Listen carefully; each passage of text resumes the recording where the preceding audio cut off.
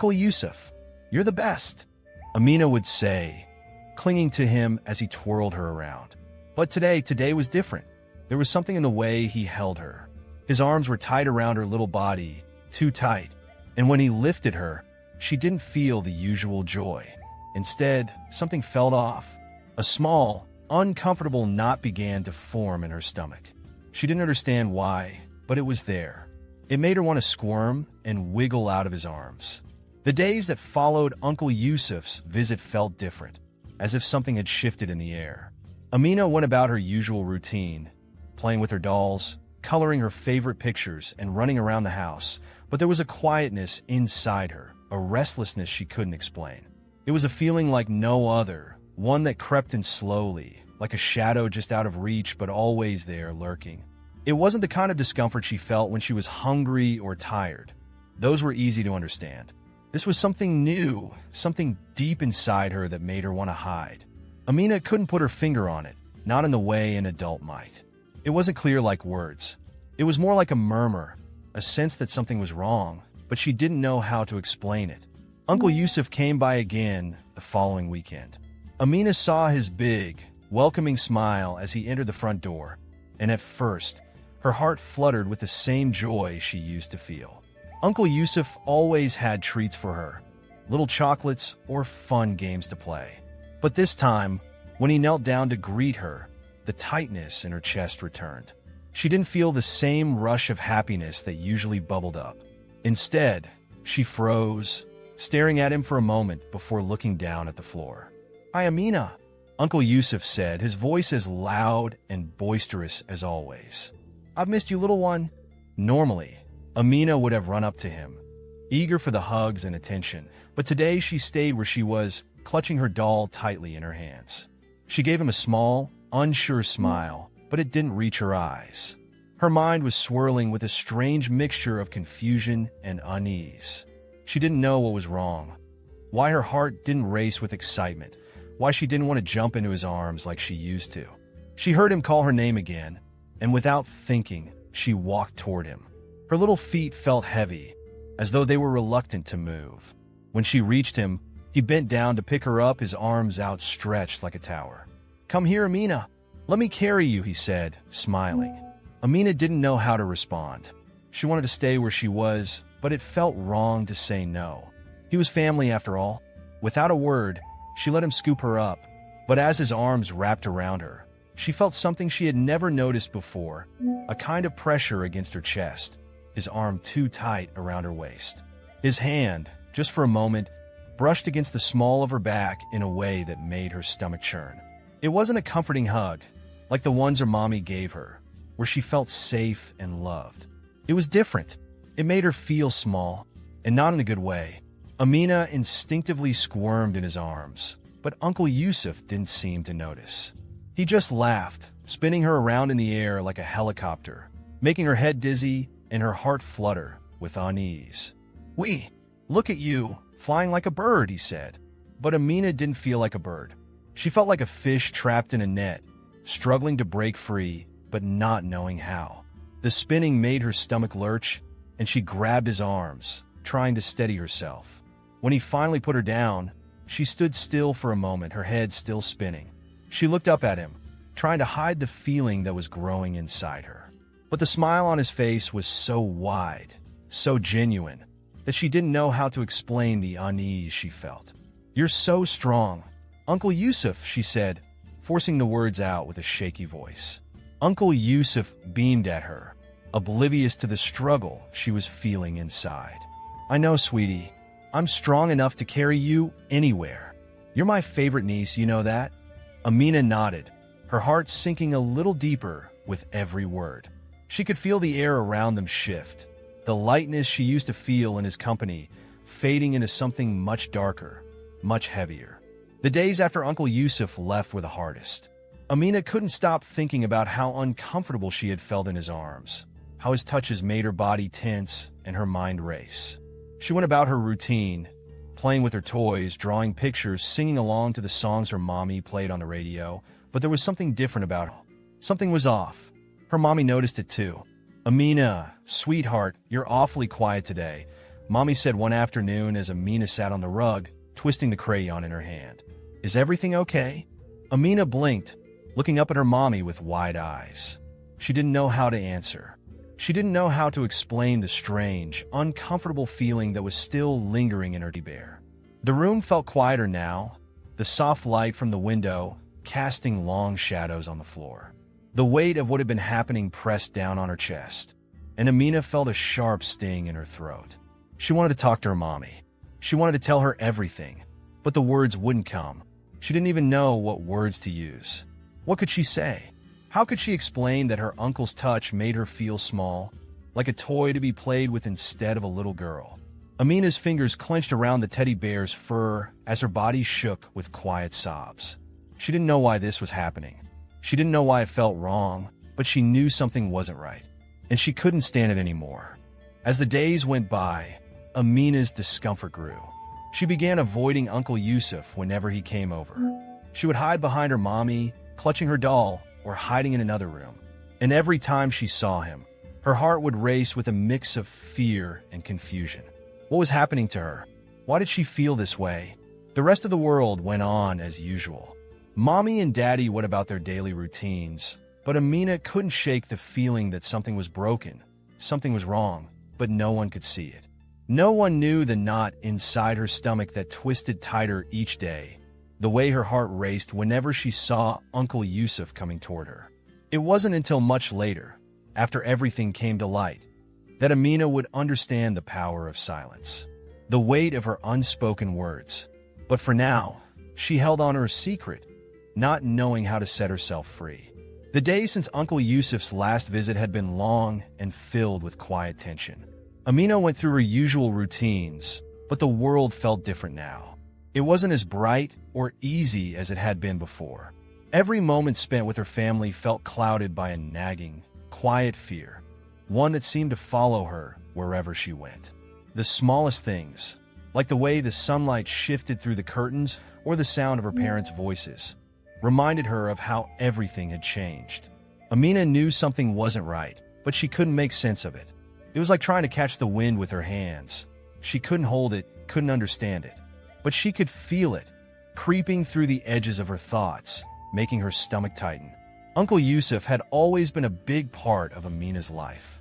He was her father's younger brother, the one who always played the clown, the one who made everyone laugh with his big, loud voice and silly antics. Amina had adored him, and his visits were a highlight of her week. But now, whenever he came to the house, it felt different. The fun and joy had faded away, replaced by a sense of dread. The next time Uncle Yusuf arrived, Amina was sitting in the living room, her legs crossed, surrounded by a sea of dolls and stuffed animals. She didn't want to play, didn't want to be there, but she didn't know what else to do. She had been waiting for the inevitable, his arrival. Moments later, she heard the familiar sound of Uncle Yusuf's loud laugh and the thud of his boots as he entered the house. Her body tensed, and the familiar feeling of unease began to settle in her chest like a heavy stone. She didn't want him to pick her up this time. She didn't want him to hug her. She didn't want him to touch her at all. "Amina!"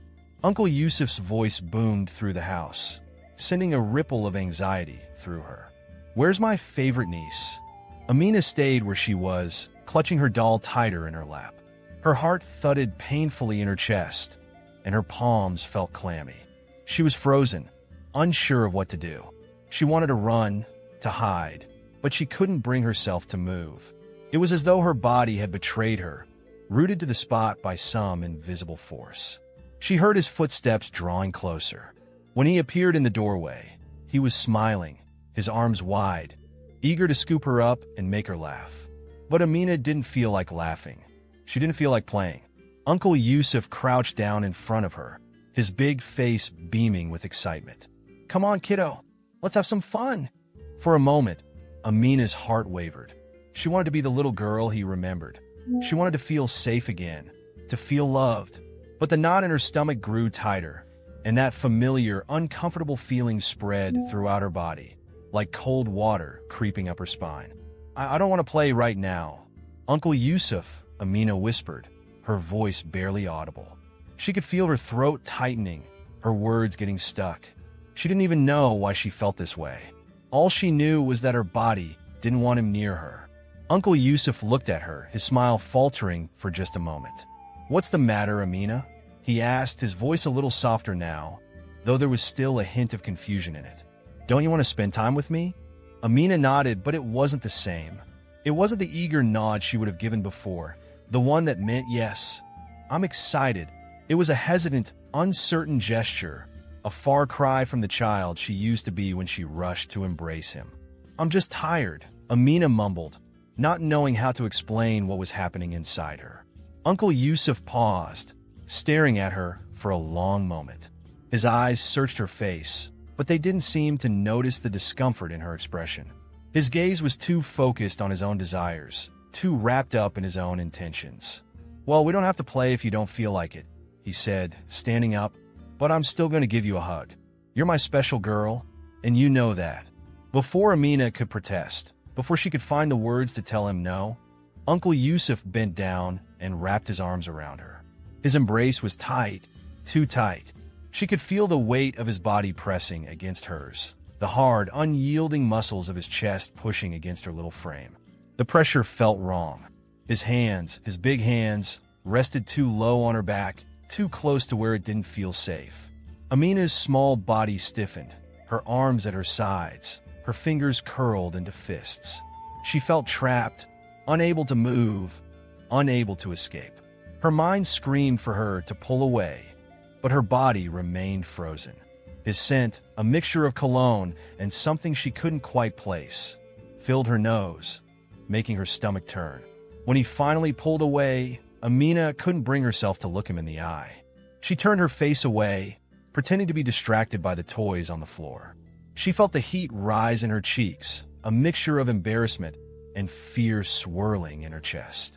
She was ashamed of herself for feeling this way, ashamed that she didn't want to be near him. Uncle Yusuf didn't seem to notice. He ruffled her hair and grinned. "You're such a good girl, Amina. You're always so strong. Just like me." Amina didn't respond. Her head was spinning. The joy that had once flooded her every time she was around him was gone, replaced by a hollow emptiness. Uncle Yusuf left shortly after that, his laughter echoing in the hallway as he waved goodbye. Amina stood still for a long time after he left, unable to move. She stared at the spot where he had stood, the place where she had been trapped in his arms, unable to escape. Amina didn't know what to think. She didn't know if she was imagining things, if she was overreacting. She had always been close to her uncle. He was the fun one, the one who made her laugh and gave her treats. But now, every time he came around, she felt that same gnawing discomfort. The tight hugs, the lingering touches, it all felt like a strange invasion, a violation she couldn't understand. Amina tried to push the feelings aside, telling herself she was just being silly. Maybe Uncle Yusuf didn't mean to make her feel uncomfortable. Maybe it was just the way he was. But deep down, she knew it wasn't right. Her body, her instincts told her so.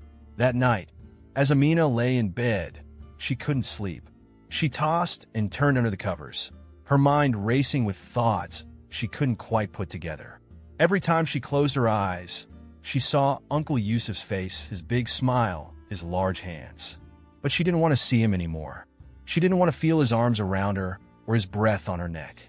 She wanted to be safe again. She curled up into a small ball under the covers, hugging her stuffed bear tightly to her chest. She whispered to herself, over and over, as if trying to reassure herself that everything would be okay. "I'm okay. I'm okay. I'm okay." But deep inside, she wasn't sure. Days turned into weeks, and every day that Uncle Yusuf came to visit, the uncomfortable feeling in Amina's chest grew. It was like a heavy weight pressing down on her heart, making it hard to breathe, hard to think. She had always loved seeing her uncle, but now his visits felt like a storm cloud on the horizon, casting a shadow over everything she used to enjoy. Amina started to feel it even when she wasn't with him. The anticipation of his visits made her anxious. She couldn't stop thinking about how she would feel when he would come over, how his big hands would wrap around her, how his breath would brush against her face. Every thought of him made her stomach churn, and her heart raced in a way it never had before. At night, she couldn't sleep. She lay awake in bed, her mind swirling, her body too restless to find peace. She couldn't shake the image of Uncle Yusuf's face, the way he smiled at her, the way he held her, as if he hadn't noticed the way her body stiffened each time he touched her. She had tried to convince herself that she was overreacting, that maybe it was all in her head. But it wasn't. Every time she saw him, her instinct screamed that something was wrong. She hadn't told anyone. How could she? Who would believe a little girl's strange feelings about her own uncle? She was only 3. Who would understand what she was going through? Amina tried to ignore it, tried to go on with her life. She played with her dolls, colored her pictures, and sang along to her favorite songs. But there was always that nagging feeling, that voice in the back of her mind telling her that something wasn't right. One afternoon, as Amina was sitting at the kitchen table, coloring in her picture book, she heard Uncle Yusuf's laughter coming from the living room. Her heart skipped a beat, and the tightness in her chest returned. He was here again. She glanced over at Mommy, who was busy cooking dinner in the kitchen. Mommy didn't seem to notice Amina's unease. She was humming to herself, her back turned as she stirred the pot on the stove. Amina bit her lip, staring at her crayons. She wanted to hide, to disappear, but she knew she couldn't. She couldn't avoid Uncle Yusuf forever, and besides, Mommy wouldn't understand. She would just tell Amina to be nice and play with her uncle. She would say that Amina was being silly and that Uncle Yusuf loved her, that he only wanted to spend time with her. But Amina didn't want to spend time with him. Amina shifted uncomfortably in her chair, tapping the crayon against the table in a nervous rhythm. She glanced over at the living room door, her heart beating faster. She had to do something. She couldn't let him pick her up again, couldn't let him hold her. But she didn't know how to stop it. She didn't know what to do.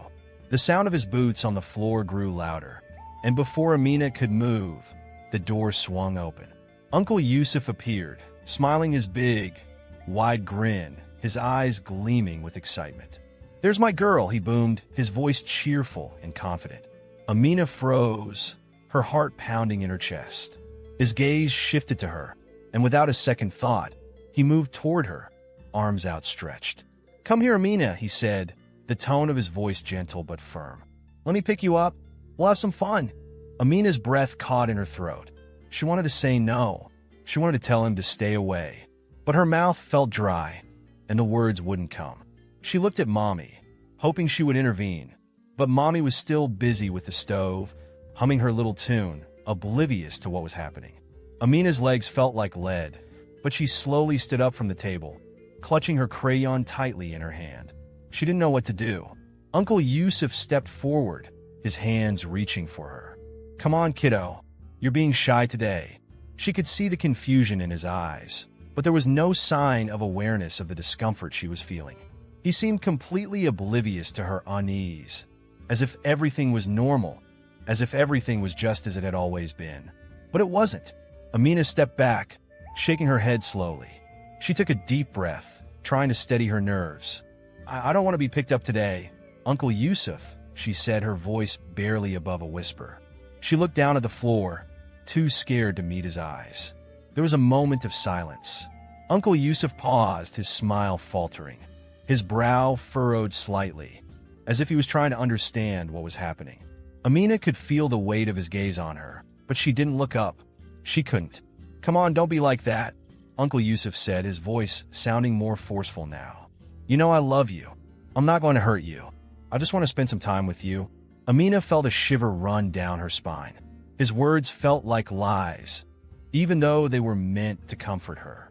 She didn't want to be with him. She didn't want to feel his hands on her, didn't want to be close to him. But how could she say that?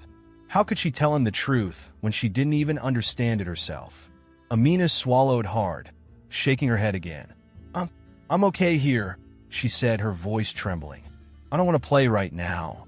Uncle Yusuf stared at her for a moment, and then, to Amina's surprise, he sighed heavily. He seemed disappointed, even frustrated. "Okay, kid, but don't be like this. You know I only want to spend time with you." With that, he turned away and walked out of the room, his boots thudding heavily against the floor. Amina stood there for a long time, frozen in place, her heart still racing. The moment he left, she exhaled deeply, as if she had been holding her breath the whole time. Mommy, still unaware of the exchange, called out from the kitchen. Amina, are you okay? Amina nodded quickly, forcing a smile. I'm fine, Mommy. But she wasn't fine.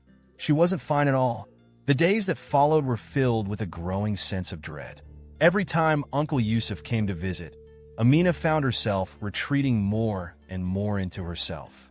She couldn't stop thinking about what he did to her, how his hands felt too heavy, too lingering.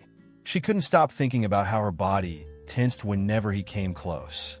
Each time he came over, Amina found more ways to distance herself.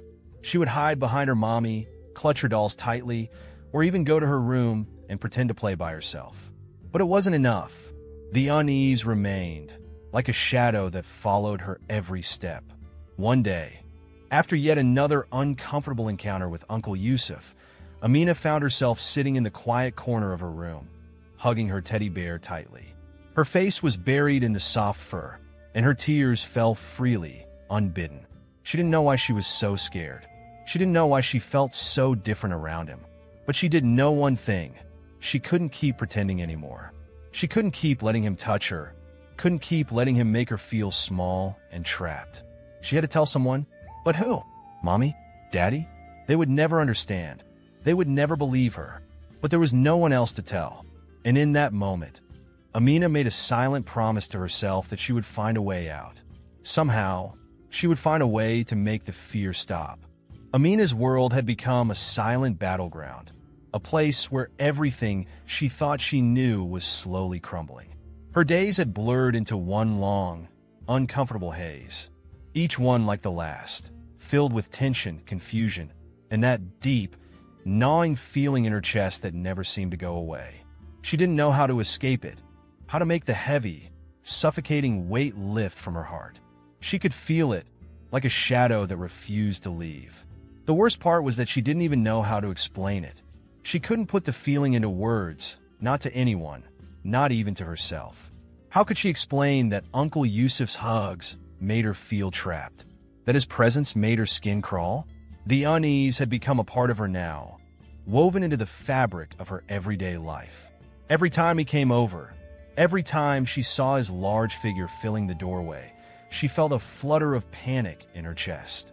She couldn't breathe properly. She couldn't think straight. It was as though her body recognized the danger before her mind had time to make sense of it. She had tried to avoid him. She had tried to hide behind her toys, behind her books, behind her mom. But it was impossible to hide forever. Uncle Yusuf had a way of making everything seem okay, of making it seem like nothing was wrong, even when Amina's heart was racing and her stomach was twisting with fear. But that day, something inside Amina shifted. The overwhelming discomfort had reached its peak, and she could no longer just sit back and let it happen. She could no longer pretend that everything was fine, that her body wasn't screaming for her to do something. It had started out like any other afternoon. Uncle Yusuf had arrived in his usual boisterous manner, his laughter ringing through the house as he made his way to the living room. Amina's stomach flipped as she heard his footsteps approaching. She wanted to run, wanted to hide, but there was nowhere to go. She couldn't escape. Mom was in the kitchen again, humming away as she chopped vegetables, blissfully unaware of the storm brewing in her daughter's mind. Amina stood in the hallway, her small hands clutching the doorframe, her eyes flicking nervously toward the living room. She could hear Uncle Yusuf's voice, the familiar sound of him greeting her mom, the laughter that made Amina's skin crawl. "Where's my favorite niece?" Uncle Yusuf's voice boomed from the other room. Amina froze. She had to make a choice.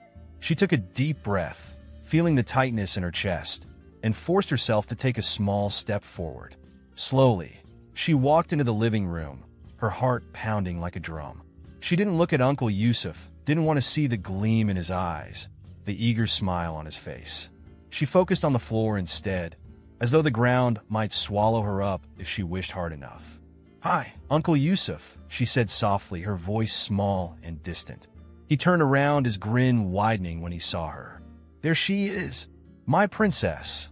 His arms reached out, ready to scoop her up, to pull her into that tight embrace that always made her feel like she couldn't breathe. But this time, Amina didn't step forward. This time, she took a small step back. She didn't want him to pick her up, didn't want him to touch her. The thought of his hands on her skin made her feel sick. Uncle Yusuf's expression faltered for a moment, the smile slipping from his face as he saw the hesitation in her eyes. Amina's heart skipped a beat. She could feel his gaze boring into her, could feel the confusion and frustration building in his eyes. "Amina," he said, his voice softer now, but still heavy with expectation. "Come on, don't be like that. I haven't seen you in so long. You know I'm just trying to spend time with you."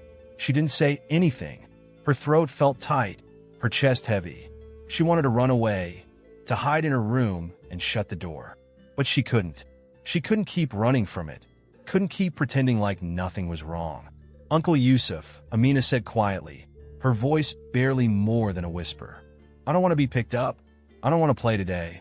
Uncle Yusuf paused, his brow furrowing slightly. His hands dropped to his sides, and for the first time in weeks, Amina saw something like concern flicker in his eyes. But it didn't last long. It was quickly replaced by something else, something that made Amina's skin crawl.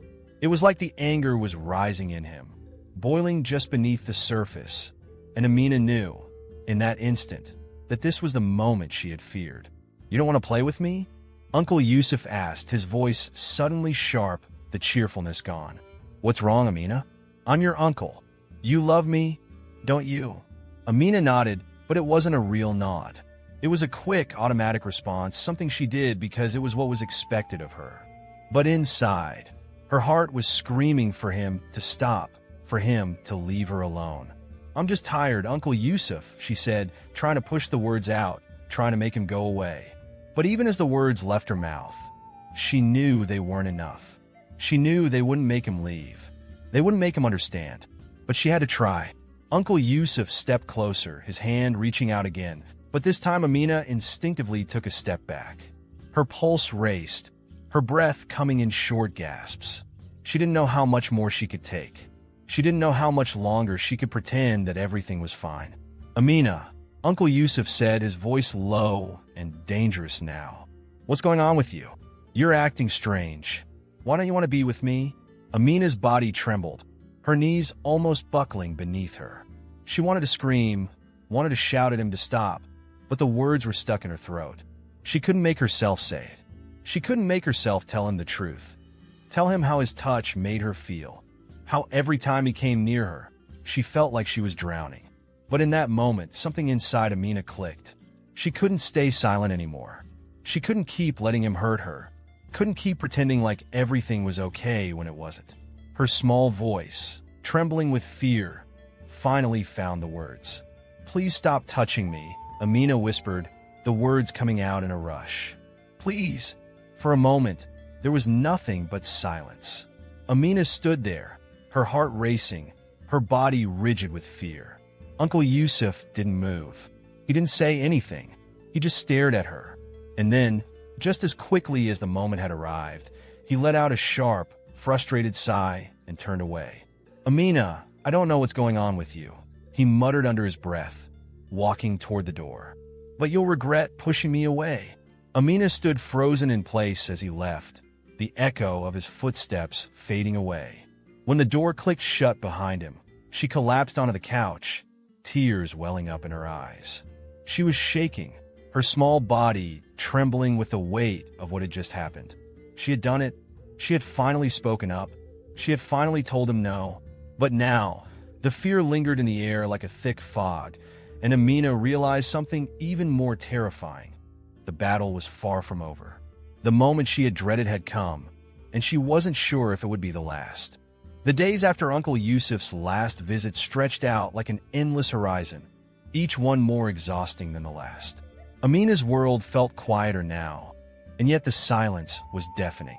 It wasn't the kind of silence that was peaceful or comforting, but one that weighed on her shoulders like a heavy blanket. A silence filled with things unsaid, with fears that hovered just beyond her reach, waiting to pounce. Amina had always been the kind of child who loved to speak, to ask questions, to fill the room with her chatter. But now, even the thought of talking felt like an impossible task. She could feel the words piling up inside her, struggling to break free, but they wouldn't come. They were locked behind a door, she couldn't open. She no longer felt safe speaking her truth. Not to her mother, not to anyone. Every time she thought about what had been happening with Uncle Yusuf, her heart would race. She could feel her chest tighten, a lump forming in her throat, as though the very act of voicing it would make it real. And she wasn't sure she could handle the truth. Instead, she buried herself in her world of toys and books, trying to escape into a place where nothing could hurt her. But the escape never lasted. Every time she closed her eyes, every time she was alone with her thoughts, the silence returned. The weight of what she had experienced with Uncle Yusuf settled like a stone at the bottom of her stomach. Amina couldn't stop thinking about it. The way his hands had felt too large and too rough when they touched her. The pressure of his embrace, too tight, too intrusive. The way his laughter had echoed in her ears, masking the discomfort she felt deep inside. She had tried to ignore it, to tell herself that she was overreacting, that it was just her imagination. But deep down, she knew it wasn't just in her head. Something was wrong. Something had changed, and she couldn't make sense of it. And the silence, oh, the silence, only made it worse. The house felt different now, even when she was with her parents. It was as though they couldn't hear the unspoken things that lingered in the corners of the rooms, in the air between them. They carried on with their daily lives, unaware of the storm swirling inside their little girl. Amina watched them, pretending to be fine, pretending that everything was the same. She didn't know how to tell them what had been happening, how to explain the way her world had shifted, how Uncle Yusuf's presence now made her feel small and insignificant. Her mother had noticed that something was off. Amina's silence was impossible to ignore, especially for someone who had always been so talkative, so full of life. Mommy had tried to ask her what was wrong, had tried to coax her out of her shell, but each time, Amina found herself retreating further into herself. She wanted to speak, but the words got stuck in her throat. "Amina," her mother said one evening, her voice soft but firm, "I know something is bothering you. You can talk to me, sweetheart. Whatever it is, we can work through it together." But Amina only shook her head, staring down at her hands, not trusting herself to speak. She didn't want to hurt her mother. She didn't want to make things worse. The fear of her mother not understanding, of being misunderstood, kept her silent. She couldn't bear to see the disappointment in her mother's eyes if she told her the truth. Instead, she gave her mother a weak smile, one that didn't quite reach her eyes, and muttered, "I'm fine, Mommy. I just want to play." Mommy's gaze lingered on her, searching, but Amina refused to meet her eyes. The silence between them felt like an impenetrable wall. It wasn't that Amina didn't want to talk. It was that she didn't know how to say it. How could she explain the strange and horrible things that had happened? How could she explain the way Uncle Yusuf's touch had made her feel violated and scared? How could she tell her mother that she was afraid of someone who was supposed to love her? Amina didn't know, so she said nothing. She withdrew into her silence, allowing it to consume her like a shadow. Each day, the silence grew heavier. It followed her everywhere, weighing her down. Even when she tried to do the things she loved, playing with her dolls, drawing pictures, singing songs, her mind kept drifting back to Uncle Yusuf. His visits, his smiles, his touches. It was like a movie playing on a loop in her mind, each frame more painful than the last. The silence was suffocating. One day, after a particularly long afternoon of avoiding her mother's questions, Amina found herself in the backyard, sitting on the swing. The swing creaked softly as she swayed back and forth, her feet brushing the ground with each movement. The breeze ruffled her hair, but the air felt heavy, oppressive, like it was pressing in on her. She stared at the ground beneath her, lost in her thoughts. The weight of her silence felt unbearable now. She wanted to scream. She wanted to cry out, to tell someone, anyone, what had been happening. But the fear that had gripped her heart all this time kept her silent. As she swung higher, her mind flashed back to the last time Uncle Yusuf had visited. The way he had smiled at her, as if everything was normal, as if he hadn't done anything to make her feel afraid. His hands had touched her, pressed against her back, against her side, too close, too long. And she had just stood there, frozen, too scared to speak. Why hadn't she said something? Why hadn't she pulled away? Tears welled up in her eyes, but she blinked them away quickly, not wanting to give in to the overwhelming sadness. She squeezed her eyes shut and pushed herself harder on the swing, the motion of the chains helping her focus, helping her to escape the storm of emotions crashing inside her. "Amina?" The voice startled her, and she jerked back, almost falling off the swing. She turned to see her mother, standing in the doorway, watching her with concern. Her mother's face was filled with worry, and Amina's heart ached at the sight of it. She didn't want to hurt her mother. She didn't want to make her sad. Mommy walked toward her slowly, kneeling down in front of the swing. "Sweetheart, you've been so quiet lately. I don't know what's going on, but I want you to know that you can talk to me. I'm here for you. Whatever it is, we'll figure it out together." Amina bit her lip, feeling the lump in her throat rise once more. She wanted to tell her. She wanted to scream everything she had been holding inside. But the fear was too great. The fear of the unknown. The fear of what would happen if she told her mother the truth. Would her mother believe her? Would she get upset? Would she stop loving her? Amina opened her mouth to speak, but the words wouldn't come. They were caught somewhere deep inside her, tangled in a mess of confusion and fear. Her chest tightened, and she felt as though she might suffocate under the weight of it all. Instead, she just shook her head, tears spilling down her cheeks. I don't know, Mommy. I'm just tired." Her mother's eyes softened, and she gently cupped Amina's face in her hands. "It's okay, sweetie. You don't have to talk about it if you're not ready. But just remember, I'm here for you. Always." Amina nodded, but the silence inside her remained. Her mother kissed her forehead and stood up, giving her a lingering look of concern before turning to go back inside. Amina watched her mother disappear into the house, then buried her face in her hands, sobbing quietly. The silence that had been her shield now felt like a prison, one she couldn't escape from, no matter how hard she tried. The days dragged on after Amina's last encounter with Uncle Yusuf, each one feeling heavier than the last. The unease that had begun as a quiet discomfort had now turned into something much more tangible, a weight on her chest that she couldn't escape. She avoided Uncle Yusuf whenever he visited, but her avoidance only made her feel more isolated. Her parents noticed the change, the quiet moments when she would withdraw to her room, the way she would flinch when her uncle's name was mentioned. But they didn't know what was really happening, what had really started to break inside Amina's heart. One afternoon, as the sun dipped below the horizon, casting a warm glow across the living room, Amina sat on the couch, staring blankly at the television. The show playing was a silly children's cartoon that always made her laugh, but today, it couldn't hold her attention. Her mind kept drifting back to the terrible feeling she had when her uncle touched her. She squeezed her eyes shut, trying to push the images away, but they wouldn't leave. The memories were becoming impossible to ignore. Amina didn't know how to stop the thoughts or the hurt. She wanted to scream, to tell someone, but the words were caught in her throat, trapped in the same place where fear lived. How could she explain what she was feeling when she didn't even fully understand it herself? How could she speak up when everything inside her told her that no one would believe her? Just as the silence seemed unbearable, her mommy walked into the room, her face softened with concern. "Amina," Mommy said gently, sitting down beside her. "Sweetheart, I've noticed you've been so quiet lately. Is something wrong? You can tell me anything. You know that, right?" Amina looked at her mother, her heart pounding. The weight of her secret pressed against her chest, and she felt the urge to cry out, to tell her mommy everything. But fear held her back. What if her mommy didn't understand? What if she thought Amina was being silly or making things up?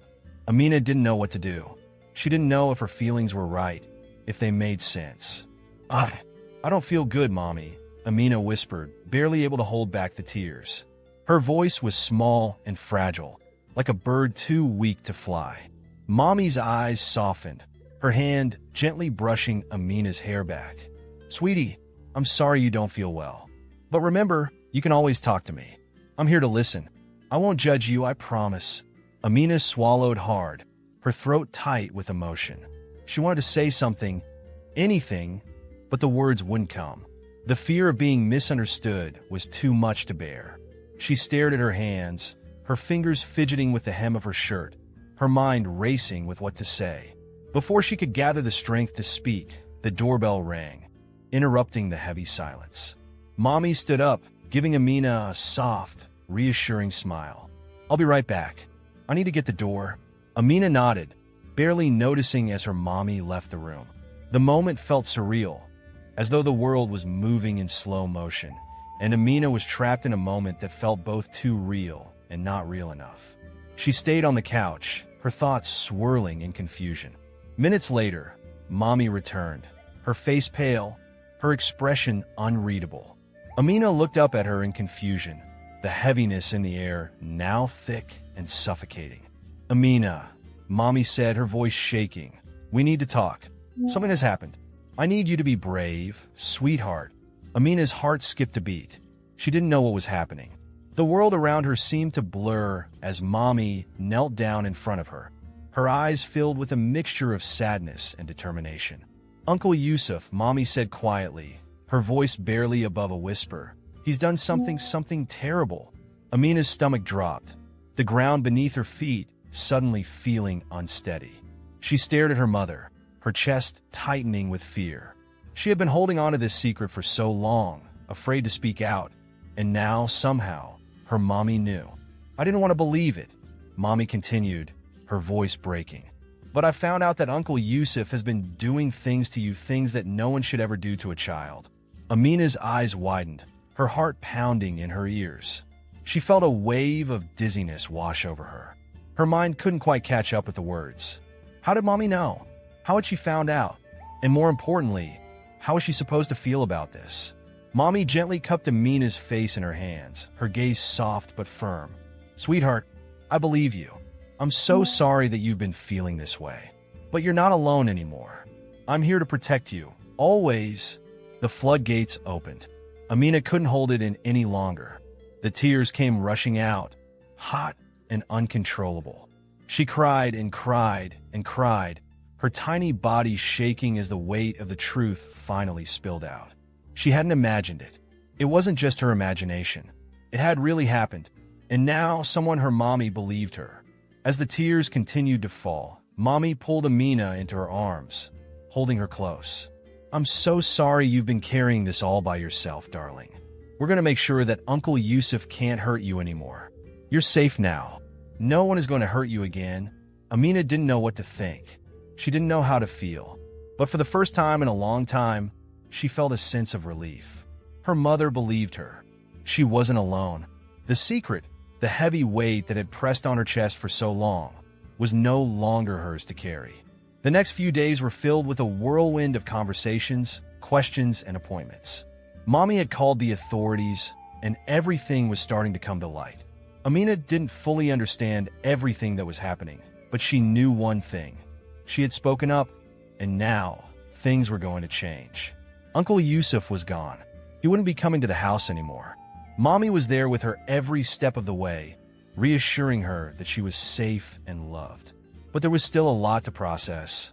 Amina still felt broken, unsure of what would come next. Could she ever feel the same way about her family again? Could she trust anyone? The questions were too many, and the answers were still unclear.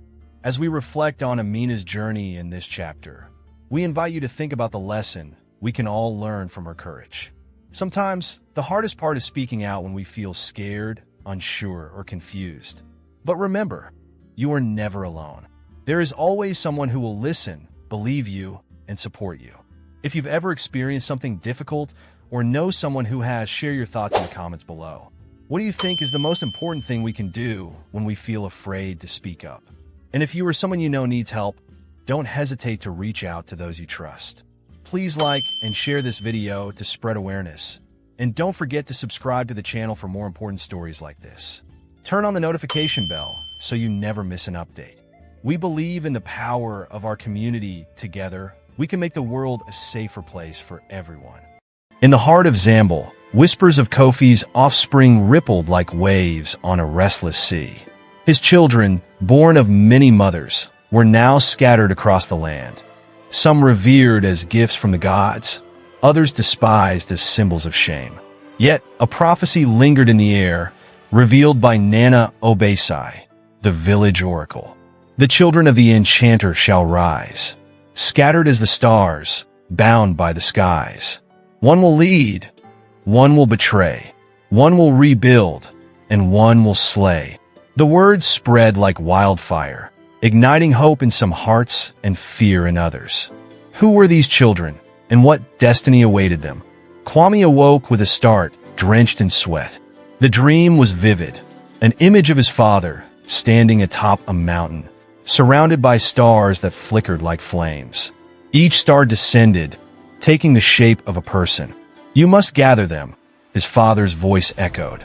For years, Kwame had avoided thoughts of his father. Raised by his mother, Queen Ioka, he had grown into a man of strength and wisdom.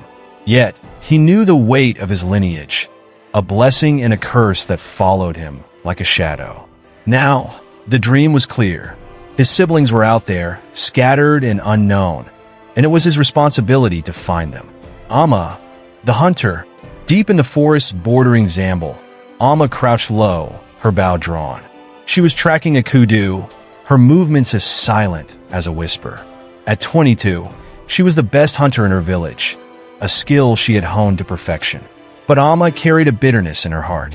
Her mother, once a respected woman, had been cast out when Amma's parentage became known. A child of shame, the villagers had called her, and Amma grew up fighting to prove her worth.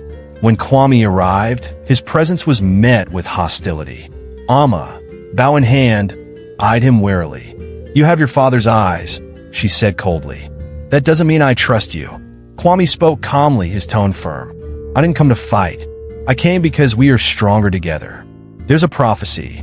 "Spare me your prophecies," Amma interrupted. "I don't need a family. I've done fine on my own." But Kwame persisted, and when he saved Amma from a rogue lion later that night, she grudgingly agreed to hear him out. Kojo, the warrior. In the blacksmith's forge, Kojo hammered away at molten steel, his muscles rippling with every strike. He was known for his strength, a trait that had earned him respect in his village. Yet, Kojo carried a deep anger, directed at the man he had never met. When Kwame and Amma found him, Kojo was less than welcoming. "So, the son of the great Kofi has come to preach unity?" Kojo sneered. "Save your breath. I've built a life without him, and I don't need you." Kwame stood his ground. "This isn't about our father.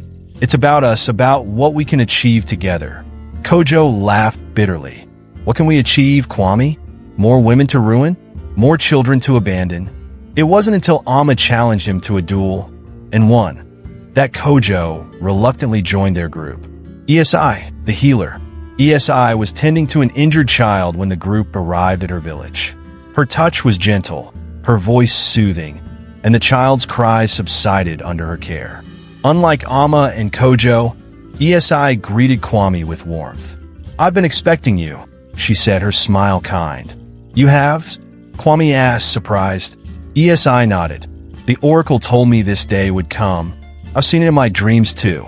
Our journey won't be easy, but I believe it is necessary." Her presence brought a sense of calm to the group, though Amma remained skeptical, and Kojo kept his distance. Nana, the schemer. The final sibling, Nana, was not so easily found. Rumors of a cunning man with a silver tongue led the group to a bustling trade town. There, Nana was holding court, charming merchants out of their goods with a mix of wit and deception. When Kwame approached him, Nana smirked. "Ah, the golden child. Let me guess. You want me to join your noble quest?" "Yes," Kwame replied, "because whether you admit it or not, this involves you too." Nana leaned back, his eyes glinting with amusement. "And what's in it for me?" "Purpose," Kwame said simply. Nana laughed, but didn't refuse outright. Later that night, as he packed his belongings, his expression darkened. He had no intention of playing by Kwame's rules. The journey begins. With the siblings united, the journey to fulfill the prophecy began. But unity proved elusive. Amma and Kojo clashed constantly, their fiery tempers sparking arguments over every decision. Nana sowed seeds of discord, subtly manipulating the group for his own gain. Kwame struggled to lead, his patience tested by his siblings' mistrust. Only Esi acted as a mediator, her quiet wisdom keeping the group from falling apart. Their first trial came in the Forest of Echoes, a place said to reveal one's deepest fears. Each sibling faced a vision that forced them to confront their insecurities. Kwame saw himself failing as a leader, the weight of his siblings' lives crushing him. Amma relived the shame of her childhood, hearing the villagers' cruel taunts. Kojo saw himself consumed by his anger, destroying everything he loved. Esi saw a future where her efforts to heal were in vain, her siblings lost to violence. Nana saw his ambition leading to betrayal, leaving him utterly alone. Emerging from the forest, the siblings were shaken but more aware of their shared burdens. The Village of Shadows. The siblings arrived at Chica Village, a once thriving settlement, now eerily silent. Homes stood abandoned, their walls blackened with soot, and the air carried a stench of decay. "What happened here?" Amma whispered, her bow drawn as she scanned the desolate streets. Kwame's face was grim. "Our father happened."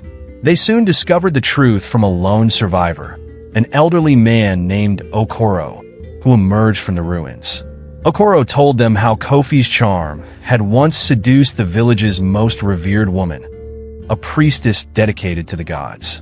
The affair had broken sacred vows, and when the priestess bore a child, the gods unleashed their wrath upon the village, cursing it with drought and disease. "You are his children," Okoro spat, his frail body trembling with anger. "You carry his blood, his shame. You should not be here." The siblings were shaken, but Kwame stood firm. "We are not our father. We've come to make amends." "How?" Okoro demanded. "The gods cannot be appeased." It was Esi who stepped forward, her voice soft but resolute. "Perhaps not with words, but with actions. Let us restore what was lost." The siblings spent weeks rebuilding Chica Village. Kwame organized the villagers, rallying them with his leadership. Amma hunted game to feed the hungry, her skills proving invaluable. Kojo repaired homes and forged tools, his strength a beacon of hope. Esi tended to the sick, her healing touch mending both bodies and spirits. Nana, reluctantly at first, used his cunning to broker trade deals, bringing much-needed supplies. As they worked, tensions began to ease. Amma and Kojo developed a grudging respect for each other, while Nana, despite his initial reluctance, started to feel a sense of belonging. One night, under the light of a full moon, the siblings gathered around a fire. "Maybe we're not so different after all," Amma said, breaking the silence. Kwame smiled. "We are stronger together." For the first time, they felt like a family. But not all was well. Nana's ambitions simmered beneath the surface. While his siblings toiled for the village, he secretly met with Chief Weeksa, a rival leader seeking to expand his territory. "The village is weak," Nana told Weeksa, "but my siblings are strong. If you spare me, I can help you defeat them." Weeksa agreed, and Nana led his siblings into an ambush. The attack was swift and brutal. Kwame fought valiantly, rallying the villagers to defend themselves. Amma and Kojo held the line, their combined strength turning the tide of the battle. Esi, despite her gentle nature, used her knowledge of herbs to craft smoke bombs, blinding the enemy. But in the chaos, Nana's betrayal was revealed. "You sold us out," Amma screamed, her eyes blazing with fury. Nana sneered. "I did what I had to. This prophecy is a chain, and I refuse to be bound by it." Kwame, wounded but standing tall, confronted Nana. "You've made your choice. Now live with it." As the battle ended, Weeks' forces were defeated, but the village paid a heavy price. Many lives were lost, and the bond between the siblings was shattered. Nana fled into the night, leaving behind only bitterness and betrayal. With Chica Village safe but broken, the siblings pressed on, their journey now marked by loss and distrust. They found refuge in the ruins of Zamble, where Nana Obesai awaited them. "The prophecy is nearing its end," the oracle said, "but the path ahead is treacherous." The final trial came in the form of a powerful storm that ravaged the land, a manifestation of the gods' wrath. The siblings were forced to confront their darkest truths. Kwame admitted his fear of failure, realizing that leadership meant embracing both strength and vulnerability. Amma forgave herself for her mother's shame, understanding that her worth was not defined by others. Kojo let go of his anger, choosing love and unity over vengeance. Esi, already at peace with herself, became the anchor that held the group together. But Nana, consumed by his greed, sought to harness the storm's power for himself. In a climactic confrontation, he unleashed chaos, forcing his siblings to stop him. It was Esi who made the ultimate sacrifice, using her life force to calm the storm and protect her family. As she lay dying, she whispered, "We are stronger together." Never forget that. The surviving siblings returned to Chika village, their bond stronger than ever. Together, they rebuilt the village, transforming it into a symbol of hope and unity. Kwame, now a wise and respected leader, honored Esi's memory by establishing a healing center in her name. Amma became a protector of the land, ensuring that no one suffered as her family once had. Kojo, embracing his role as a builder, helped forge a brighter future for the village. As for Nana, he wandered the land, haunted by his choices. Though he sought redemption, he knew that his betrayal would never be forgotten. The prophecy was fulfilled, but its true meaning lay not in destiny, but in the choices they made. The children of Kofi had forged their own paths, proving that even in the shadow of a flawed legacy, greatness could rise. Let me know below in the comment section what your moral lesson was from this video. And thanks for watching this video, and also subscribe to this channel. Turn on the notification to get notified for new released videos.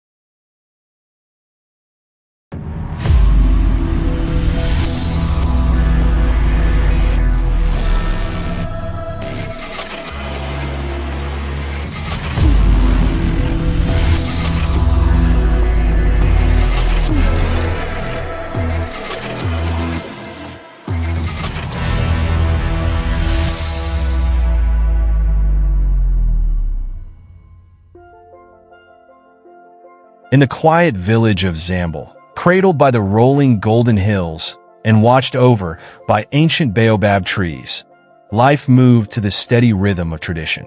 The villagers rose with the sun and retired as it set, their days filled with simplicity and toil.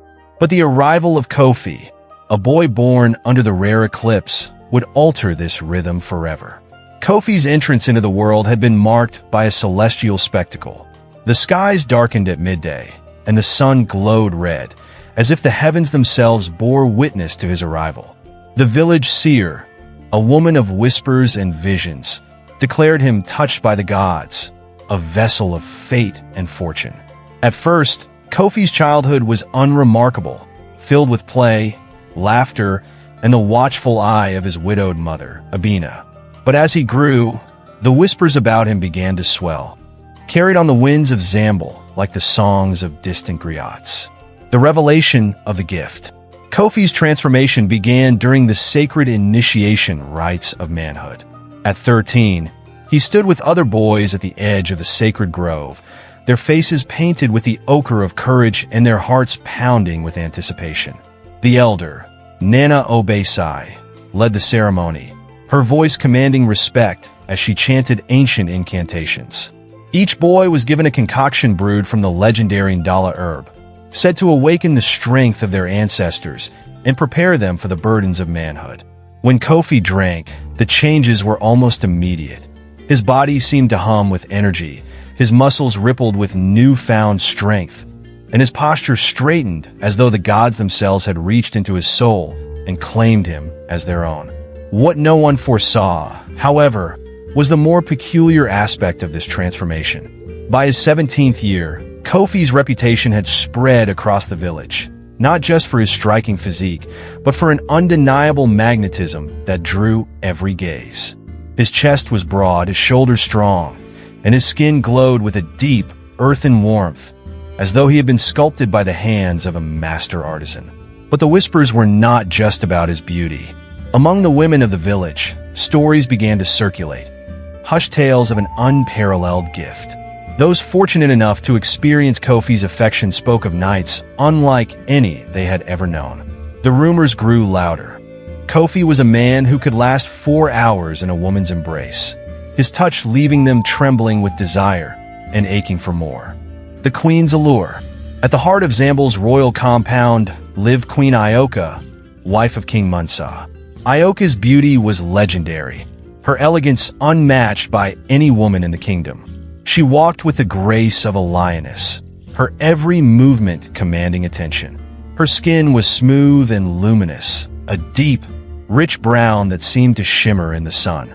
Her waist curved delicately, accentuating hips that swayed like the rhythm of a ceremonial drum. Her eyes, almond-shaped and lined with kohl, could pierce the strongest man's resolve, and her voice carried the warmth of honey with the authority of a queen. Men across Zambel had dreamed of Ioka, but she belonged to the king, a man known for his power and pride. Yet, despite her elevated status, even Ioka was not immune to the whispers of Kofi. His name reached her ears one evening as she sat on her royal terrace, listening to the gossip of her handmaidens. For hours, one of them whispered with a giggle, her cheeks flushing. "Impossible," Ioka said with a smirk, though a flicker of curiosity danced in her eyes. That night, Ioka could not sleep. The tales of Kofi consumed her thoughts, igniting a fire within her that she had not felt in years. She resolved to see this young man for herself. The Festival of Drums. The opportunity arose during the Festival of Drums, a celebration of music, dance, and unity. Kofi, now 21, was the center of attention. His lithe yet muscular frame moved with the ease of a panther as he danced among the villagers. His laughter was infectious, his charm undeniable. Ioka arrived in her royal carriage, her presence sending ripples of awe through the crowd. Dressed in a flowing gown of gold and crimson, adorned with jewelry that glittered like the stars, she descended gracefully, her every step a proclamation of her unmatched beauty. When her eyes met Kofi's, the air between them seemed to crackle with an unseen energy. Kofi, unaccustomed to feeling nervous, found himself captivated. Ioka's gaze held him in place, her lips curving into a subtle smile that promised secrets untold. The queen and the commoner. That evening, under the cover of darkness, Ioka summoned Kofi to the royal gardens. He arrived cautiously, his heart pounding. To stand in the presence of the queen was a privilege few men could claim. Ioka stepped forward, her scent, a heady blend of jasmine and sandalwood, enveloping him. She studied him, her eyes lingering on the sharp lines of his jaw and the confident set of his shoulders. "They say you are unlike any man," she said, her voice soft yet commanding. "And they say you are the finest of all women," Kofi replied, his voice steady. Their conversation was brief, their connection immediate. What followed was a night that would change the course of Zambel's history. Kofi's legendary endurance met Ioka's unparalleled allure, and their union was nothing short of electric. Ioka, a woman accustomed to control, found herself undone by the young man's passion. The consequences. The weeks that followed were filled with chaos. Women throughout Zambel began to bear Kofi's children, their bellies swelling with the proof of their encounters. Among them was Queen Ioka, her secret threatening to unravel the fragile peace of the kingdom. The king, suspicious of his wife's newfound glow, began to investigate. Meanwhile, the men of the village, overcome with jealousy, plotted to bring Kofi down. The consequences of Kofi's growing legacy. The seeds of scandal. The village of Zambel was no stranger to gossip. News traveled faster than the beating drums, and whispers of Kofi's prowess had long since become the most popular subject of conversation. But as weeks turned into months, these whispers turned to shock and scandal. One by one, women began to show the signs of pregnancy, swollen bellies and radiant faces that could not hide their secrets. At first, it was the wives of farmers, then the daughters of merchants, and finally, to everyone's disbelief, Queen Ioka herself. The queen's pregnancy was a matter of public celebration, for King Munsa had long hoped for an heir. Yet, beneath the surface, Ioka's secret burned like a smoldering ember. She knew the child she carried was not her husband's, and the weight of that truth threatened to undo her. Kofi, unaware of the storm brewing, continued to live as he always had, confident, carefree, and seemingly invincible. But the men of the village had grown restless. Their jealousy, once tempered by admiration, had turned into resentment. The meeting of the men. It was on a moonless night that the men of Zambal gathered beneath the great baobab tree. There were farmers, hunters, and even a few of the king's guards among them. Their leader was Kojo, a blacksmith whose wife had recently given birth to a son with Kofi's unmistakable features. "This cannot go on," Kojo said, his voice sharp as the blades he forged. "Our wives, our daughters, they belong to us. And yet, this boy walks among us, sowing chaos and shame." Murmurs of agreement rippled through the crowd. "What would you have us do?" asked Tund, a fisherman known for his temper. "We must confront him," Kojo replied. "He has taken too much. If the king finds out, it will not just be Kofi who suffers. It will be all of us." The men agreed to act, but their plans were divided. Some wanted to banish Kofi, while others whispered of darker solutions. The king's suspicion. Meanwhile, in the royal palace, King Munsa began to grow suspicious of Ioka's behavior. She was distant, her usual sharp wit dulled by an uncharacteristic quiet. At night, she held her growing belly as if shielding it from the world. "Something troubles you," Munsa said one evening, his voice gentle but firm. Ioka forced a smile. "It is only the weight of the child, my king. I dream of the day I will present you with an heir." But Munsa was not convinced. He called upon his most trusted advisor, Afua, an elder woman known for her insight and discretion. "Watch the queen," he instructed, "and find out if there is more to this pregnancy than meets the eye." Kofi's awakening. For the first time in his life, Kofi began to feel the weight of his actions. The women who once sought him out now avoided his gaze, their laughter replaced by worried whispers. Even his own mother, Amina, looked at him with a mixture of pride and concern. "Kofi," she said one evening as they sat by the fire, "you are a man now, but you must think like one. A man's strength is not just in his body, but in his choices." Her words lingered in Kofi's mind, but he dismissed them. He believed himself untouchable, a favored child of the gods. The confrontation. The men's plans came to fruition during the annual harvest festival, a time of celebration and abundance. Kofi, as usual, was at the center of attention, his laughter echoing above the drumbeats. But this time, the mood was different. The men approached him in a group, their faces set with determination. "Kofi," Kojo began, his voice loud enough to silence the crowd. "You have taken what is not yours. You have dishonored us." Kofi stood tall, his expression calm. "I have taken nothing that was not freely given," he replied. A murmur spread through the crowd. The women, many of whom had shared Kofi's bed, avoided eye contact, their faces flushed with shame. "You think yourself above the laws of men," Kojo continued. "But even you cannot escape the wrath of the king." At that moment, a royal messenger arrived, his presence commanding immediate attention. "The king summons Kofi to the palace," the messenger announced. The trial. Kofi stood before King Munsa, his heart pounding in his chest. The queen sat beside the king, her face a mask of composure, though her hands trembled in her lap. "Kofi," Munsa said, his voice as cold as the steel of Kojo's blades. "I have heard troubling things about you. Women swollen with child, families torn apart. All because of you." Kofi opened his mouth to speak, but the king raised a hand. "You will tell me the truth," Munsa continued.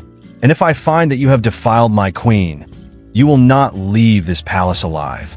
The room fell silent. Ioka's breath caught in her throat, and for the first time, Kofi felt fear.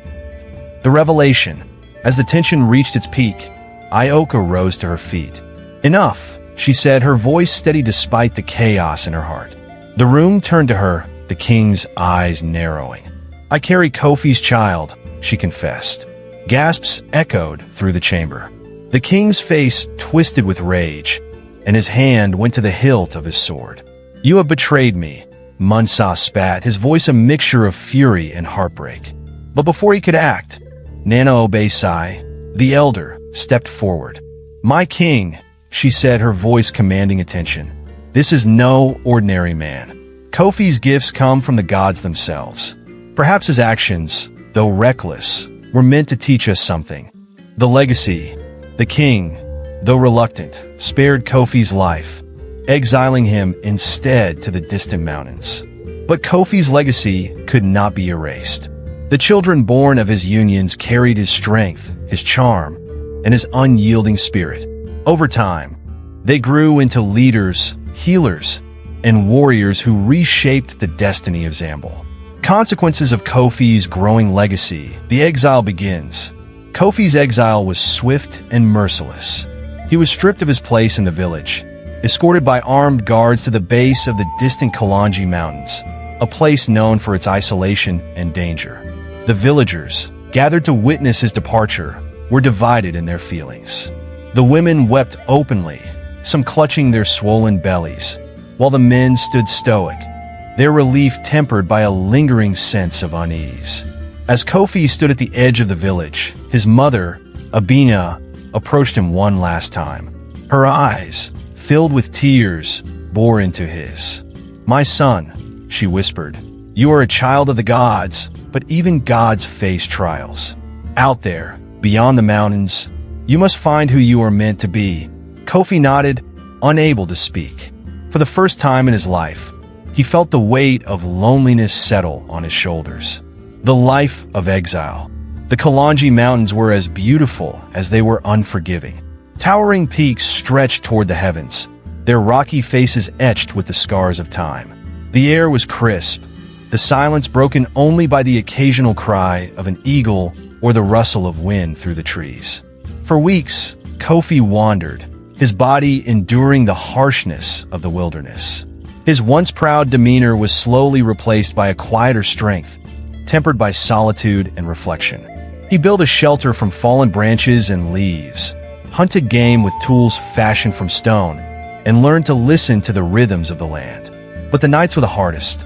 Alone beneath the vast canopy of stars, Kofi's mind turned to the life he had left behind.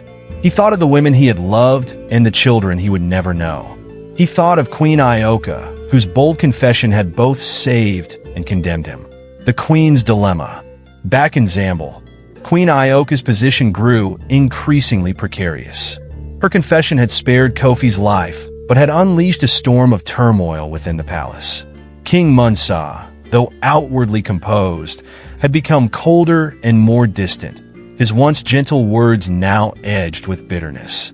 The queen, now visibly pregnant, found herself shunned by the court. Her maids whispered behind her back, and the noble women avoided her gaze during gatherings. Yet, Ioka held her head high, determined to protect the child growing within her. One night, as she lay awake in her chambers, she heard a soft knock at her door. It was Afua, the king's trusted advisor. My queen, Afua said, stepping inside. The king plans to send you away once the child is born. Ioka's breath caught in her throat. You would exile me? Afua nodded. He believes it is the only way to restore his honor. But there may be another way. What do you mean? Ioka asked, her voice a mixture of hope and suspicion. Your child is special, Afua said. Born of a man touched by the gods. This child could unify the village, perhaps even the entire kingdom. But only if you act now. Leave Zambul before the king can carry out his plan. Find Kofi. Together, you may forge a new path. The journey to reunion. Ioka, driven by a fierce determination, disguised herself as a commoner, and fled the palace under the cover of darkness.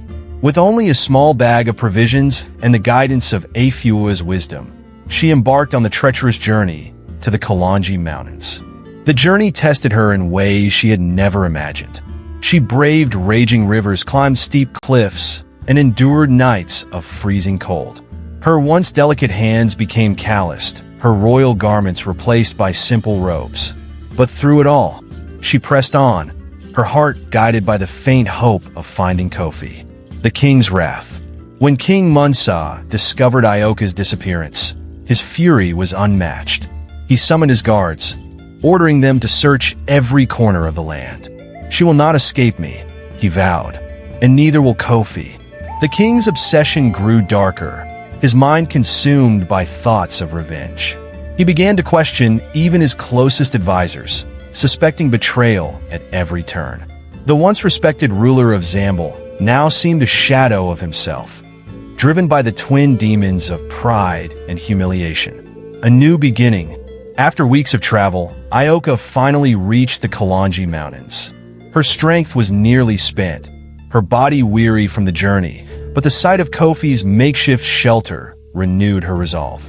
Kofi, emerging from the forest with a bundle of firewood, froze at the sight of her. For a moment, neither spoke.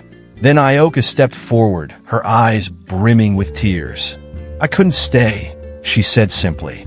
Kofi dropped the firewood and rushed to her, his arms wrapping around her in an embrace that spoke of both love and regret. For the first time in months, he felt whole. The rise of a new kingdom. Together, Kofi and Ioka began to build a life in the mountains. Ioka gave birth to a son, whom they named Kwame, a child of extraordinary strength and wisdom even in infancy. Word of their life in exile began to spread, drawing others who felt disillusioned by the rigid traditions of Zambal. Over time, a new community formed, one that valued equality, love, and freedom over strict adherence to the old ways. Kofi, once seen as a symbol of chaos, became a leader, guiding his people with the wisdom he had gained through his trials. The final confrontation. Years later, King Munsa, now old and frail, launched one final attempt to reclaim his honor. Leading an army into the Kalanji Mountains, he sought to destroy what Kofi had built. But when he arrived, he was met not with resistance, but with an invitation. Kofi and Ioka welcomed him into their home, offering him food and shelter. The king, humbled by their generosity, realized the futility of his anger. In the end, Munsa returned to Zambal, leaving Kofi and Ioka to thrive in peace. Their story became a legend, told across generations as a testament to the power of love, resilience, and redemption. Story alert: The Prophecy of Kofi's Children, an African tale of unity and betrayal. Let me know below the comment section what your moral lesson was from this video. And thanks for watching this video, and also subscribe to this channel. Turn on the notification to get notified for new released videos.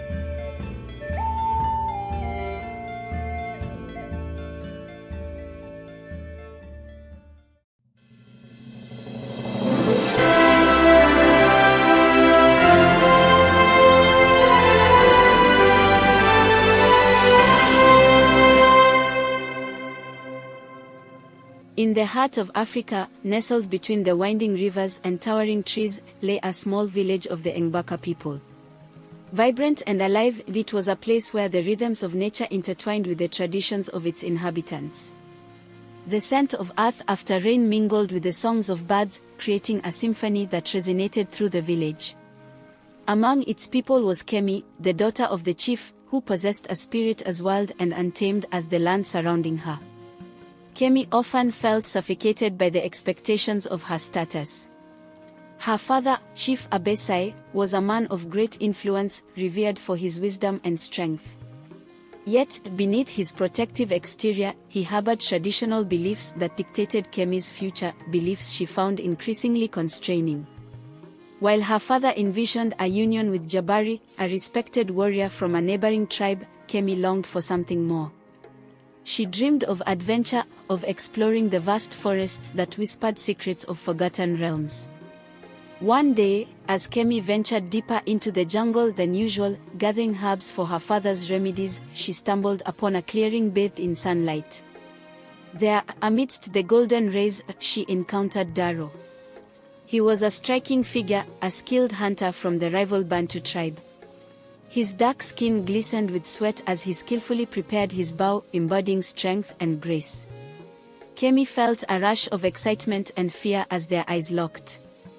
"What brings you so deep into the woods, young woman?" Daro asked, his voice smooth like the flow of the river. Kemi hesitated, her heart racing. "I seek herbs for my father's medicines," she replied, her voice steady despite the fluttering in her chest. "And you? Do you hunt in these parts often?" "Only when the game calls to me," he said, a playful smile dancing on his lips. "The jungle has secrets that even a hunter cannot resist." From that day on, their encounters became a secret ritual. Each meeting was filled with laughter, stories, and the thrill of the unknown. They shared tales of their tribes, the joys and burdens that accompanied their lives. Kemi found in Daro a kindred spirit, someone who understood her yearning for freedom. As the sun dipped below the horizon, painting the sky in hues of orange and purple, Kemi often whispered her dreams to Daro. "One day, I will explore beyond these trees. I will find a place where I am not just the chief's daughter, but Kemi, adventurer, healer, explorer." Daro listened intently, his own heart swelling with admiration. "And I will be there by your side," he promised, feeling the weight of their growing connection. However, their love was not without challenges. Kemi's father had already arranged her betrothal to Jabari, a match that promised to strengthen their tribe's alliances. Jabari was a strong warrior, fierce and proud, but his ambition felt like a cage to Kemi. The thought of a life spent under the shadow of expectations was suffocating. Meanwhile, Daro was torn between loyalty to his tribe and his feelings for Kemi. The Bantu and Ngbaka had a long history of rivalry, steeped in misunderstanding and conflict. He knew that his people would never accept a union with a Ngbaka woman, especially one so closely tied to the chief. Still, each time he saw Kemi, his resolve weakened, and his heart urged him to fight for their love. As the days passed, whispers of their forbidden romance began to spread through both tribes. Suspicion and anger simmered beneath the surface, threatening to boil over. Kemi and Daro became acutely aware of the consequences their love might bring. They were aware that the forests that had once felt like a sanctuary now held the tension of a brewing storm. One evening, as the sun dipped below the treetops, Kemi and Daro met at their secret clearing, a place that had become a symbol of their love. But this time, the atmosphere was different. Shadows loomed larger, and a sense of urgency hung between them.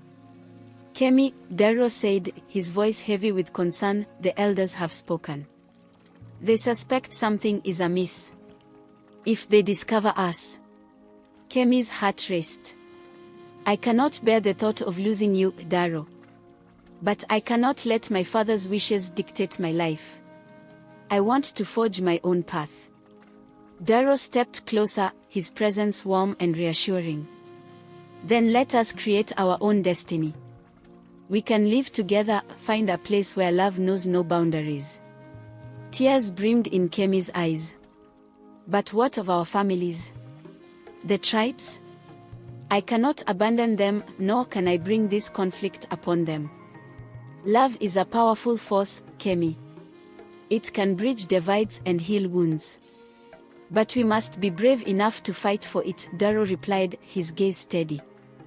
As the moon rose high, they made a pact, a promise to find a way to unite their worlds, to challenge the very foundations of their tribes. They would seek a place where they could be free, but they knew the journey ahead would be fraught with peril. In the days that followed, tension escalated within both tribes. Kemi felt the weight of her impending marriage to Jabari pressing down on her like a heavy stone. The wedding preparations were already underway, and her father, filled with pride, envisioned a future of peace and prosperity through this union. The night before the ceremony, Kemi slipped away from the festivities, heart pounding. She met Daro beneath the great baobab tree, a symbol of strength and resilience. "I cannot go through with this," she whispered, desperation filling her voice. Daro took her hands in his, grounding her. "We can escape tonight. If we leave now, we can reach the river before dawn and find a way to cross. Together, we can forge a new life." Kemi's heart raced with excitement and fear. What if we fail? What if they come after us? Then we face it together. "Love is worth the fight," Daro assured her, determination shining in his eyes. As the village prepared for the celebrations of her wedding, Kemi made her decision. With one last look at her home, she slipped into the night, guided by the stars and the promise of love. But fate had other plans. As they reached the river, the sound of footsteps echoed behind them. A group of warriors from both tribes had discovered their absence, driven by anger and betrayal. Kemi and Daro stood at the water's edge, fear gripping their hearts as the warriors closed in. "Stop!" shouted Jabari, his voice slicing through the night. "You cannot defy our customs, Kemi. You belong to me. I belong to no one but myself." Kemi shouted back, her voice filled with newfound courage. "I choose my own path, and that path is with Daro." As tensions boiled over, the warriors prepared for a confrontation. But just as the air thickened with animosity, Kemi stepped forward, holding her hands up in a gesture of peace. "This is not the way. Our love does not have to be a battleground. We can find a way to coexist, to bridge our tribes, instead of tearing each other apart." Daro stood beside her, his heart pounding. "We are stronger together. The forest teaches us that unity creates harmony. Let us honor our love by finding a path of peace." For a moment, silence hung in the air, heavy with uncertainty. The warriors glanced at each other, caught in a web of tradition and emotion. Kemi's voice broke through the stillness, filled with sincerity. "We can choose love over hate. We can learn from each other and grow stronger as one." Jabari, realizing the weight of her words, stepped back, his anger fading. "If we let this divide us, we will all lose. But if we embrace this love, we may find strength in unity." Slowly, the tension began to dissipate. The warriors lowered their weapons, and Kemi felt a glimmer of hope. Perhaps love could indeed conquer the divisions that had plagued their tribes for generations. As dawn broke, painting the sky in brilliant hues, Kemi and Daro stood together, hands entwined. In that moment, they became a symbol of hope, courage, and the possibility of a brighter future, a future where love reigned over rivalry. From that day forward, the Engbaka and Bantu tribes began to come together, honoring the love that had sparked a change. Kemi and Daro led the way, fostering understanding and cooperation, proving that even the deepest divides could be bridged by love. The heart of the Engbaka now beat stronger than ever, fueled by the promise of a united future, where love flourished and traditions evolved. Kemi had not only found her path but had forged a new destiny for her people, one where love, in all its forms, was celebrated and cherished. With the dawn of a new era, Kemi and Daro's union became a beacon of hope for both the Engbaka and Bantu tribes. As they led their communities toward unity, they faced not only the challenges of melding their cultures but also the darker forces that lurked in the shadows of their history. Whispers of ancient powers, long forgotten by most, began to stir as the two tribes sought to forge a new identity. In the months that followed their declaration of love, the villagers began to embrace the vision of unity. Kemi and Daro organized gatherings where stories, songs, and dances from both tribes intertwined, celebrating their shared heritage and the beauty of their differences. Yet, beneath the surface, tension simmered, and not everyone was willing to let go of old grudges. Among the Bantu was a fierce warrior named Khaled, known for his unmatched skill in battle and deep loyalty to his tribe. He had been engaged to Kemi before her betrothal to Daro, and his pride was bruised by her choice. Khaled's heart burned with resentment, and he struggled to understand how love could conquer long-standing animosities. Meanwhile, in the Ngbaka tribe, whispers of an ancient power began to circulate. Mama Nia, the village elder and keeper of wisdom, spoke of the heart of the forest, a mystical source of strength said to grant immense power to those pure of heart. Legends spoke of warriors who had harnessed this energy to protect their people and maintain balance in the world. The heart lay hidden deep within the sacred grove, guarded by the spirits of ancestors who demanded respect and courage from those who sought its power. As the tension between the tribes grew, Kemi felt a pull toward the heart of the forest. She believed that if they could harness this power, they could solidify their unity and protect their newfound peace. With Daro by her side, she approached Mama Nia for guidance. Mama Nia, we seek the heart of the forest, Kemi said, her voice steady yet filled with hope. If we can draw upon its strength, we can protect our tribes and foster true harmony. Mama Nia looked deep into Kemi's eyes, seeing the determination and love that burned within her. The heart is not something to be taken lightly, my child. It tests the spirit of those who seek it. Only those who have faced their pain and emerged stronger will be granted its power. You must prepare yourselves. Kemi and Daro understood the gravity of the journey ahead. They knew they would not only have to confront the external challenges of uniting their tribes but also the internal struggles that threatened to divide them. As preparations began, Khaled, feeling increasingly isolated and enraged by Kemi's choice, made a decision of his own. He would seek the heart of the forest to gain the strength he felt he needed to prove himself. If I can claim this power, I can show them that I am worthy, he thought, determination hardening his resolve. In a moment of desperation, Khaled ventured into the forest alone, guided by his fury. He was determined to reach the heart before Kemi and Daro could. The forest, however, was alive with its own spirit, and Khaled soon found himself lost, confronted by the very pain he sought to escape. As he wandered deeper into the woods, the trees whispered secrets of his past, echoes of battles lost and friends fallen. Memories of his engagement to Kemi tormented him, amplifying his feelings of inadequacy. The forest seemed to sense his turmoil, its shadows deepening as he battled with his inner demons. Back in the village, Kemi and Daro trained together with the warriors from both tribes. They understood that to truly unite their people, they needed to foster not only physical strength but also emotional resilience. They organized training sessions, where the warriors learned to channel their pain into power. Pain can be our greatest teacher, Daro told the assembled warriors. When we face our fears, we become stronger. Let us honor our past and transform it into a force for good. Under Daro's guidance, the warriors began to share their stories, revealing their vulnerabilities and struggles.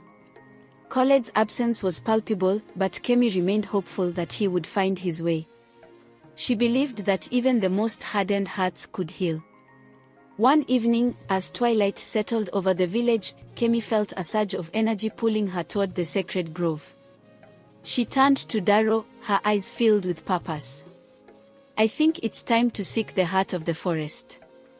We can't wait for Khaled any longer. We must be the change we want to see. Daro nodded, admiration swelling in his chest. Then let's go together, but we must be prepared for what lies ahead. The heart will test us, Kemi. Together they ventured into the forest, the air thick with anticipation. The farther they walked, the more they could feel the ancient energy pulsing around them. Shadows danced among the trees, and the whispers of the forest grew louder, guiding them deeper into its embrace. As they approached the sacred grove, the atmosphere shifted. The air shimmered with an ethereal light, and they found themselves standing before a colossal tree, its trunk wide and gnarled, with roots that seemed to reach into the very heart of the earth. The leaves shimmered like emeralds, and a soft glow emanated from its core, the heart of the forest. But as they stepped closer, they sensed a presence. A guardian spirit emerged, tall and majestic, with eyes that gleamed like stars. To claim the power of the heart, you must confront your greatest fears, the spirit intoned, its voice echoing through the grove. Only through overcoming your pain can you harness the strength you seek. Kemi felt a rush of emotions flood her heart. She thought of the expectations placed upon her, the fear of losing her identity, and the pressure to uphold her family's legacy. Darrow, too, faced his own fears, the fear of inadequacy, of being seen as unworthy of Kemi's love.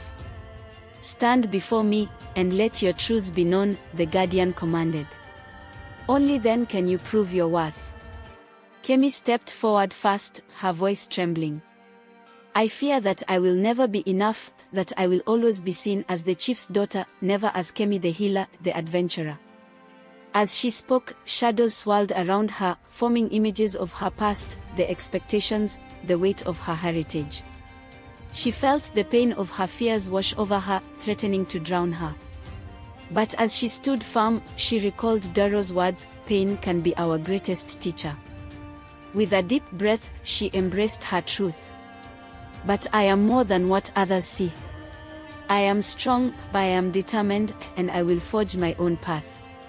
Suddenly, a wave of light burst forth from the heart, enveloping her. The shadows faded, and Kemi felt a surge of power and clarity within her. She had faced her fears and emerged stronger. Next, Darrow stepped forward, his heart pounding. "I fear that I am not worthy of Kemi's love, that I will never be the man my tribe needs." As he spoke, memories of doubt and inadequacy loomed around him, shadowy figures whispering his insecurities. But like Kemi, he remembered the strength he had gained through their love. "But I have fought for my people, and I will continue to fight for what is right." Light radiated from the heart, washing over him as he stood resolute. He felt the weight of his doubts lifting, replaced by a sense of purpose and strength. Together, they had faced their fears, and the heart responded to their bravery. The guardian spirit smiled, and the grove erupted in brilliant light. "You have proven your worth. The heart of the forest will grant you its power, but remember, it is a gift meant for the good of all. Use it wisely." As the light enveloped them, Kemi and Darrow felt the energy. The heart of the Ngbaka, the warriors awakening. As the sun rose over the lush Ngbaka forest, the air buzzed with the promise of new beginnings. Kemi and Darrow stood at the forefront of a transformative era, their love becoming a beacon of hope for both the Ngbaka and Bantu tribes. The merging of their worlds, however, would not be without challenges. As whispers of unity spread, deeper undercurrents of doubt and fear lingered among the warriors of both tribes. In the days following the dawn of their love's triumph, Kemi and Darrow organized gatherings where warriors from both tribes came together to share stories, skills, and traditions. They hoped that by learning from one another, they could foster deeper connections and understanding. One evening, as the sun dipped low, casting a golden glow over the gathering, a formidable warrior from the Bantu tribe named Kabelo spoke up. His voice was deep, echoing the strength of the mountains. "We have long viewed each other as enemies. How can we trust the Ngbaka when the pain of the past runs deep? My brother fell to a Ngbaka arrow in battle, and I cannot forget." The crowd fell silent, the tension palpable.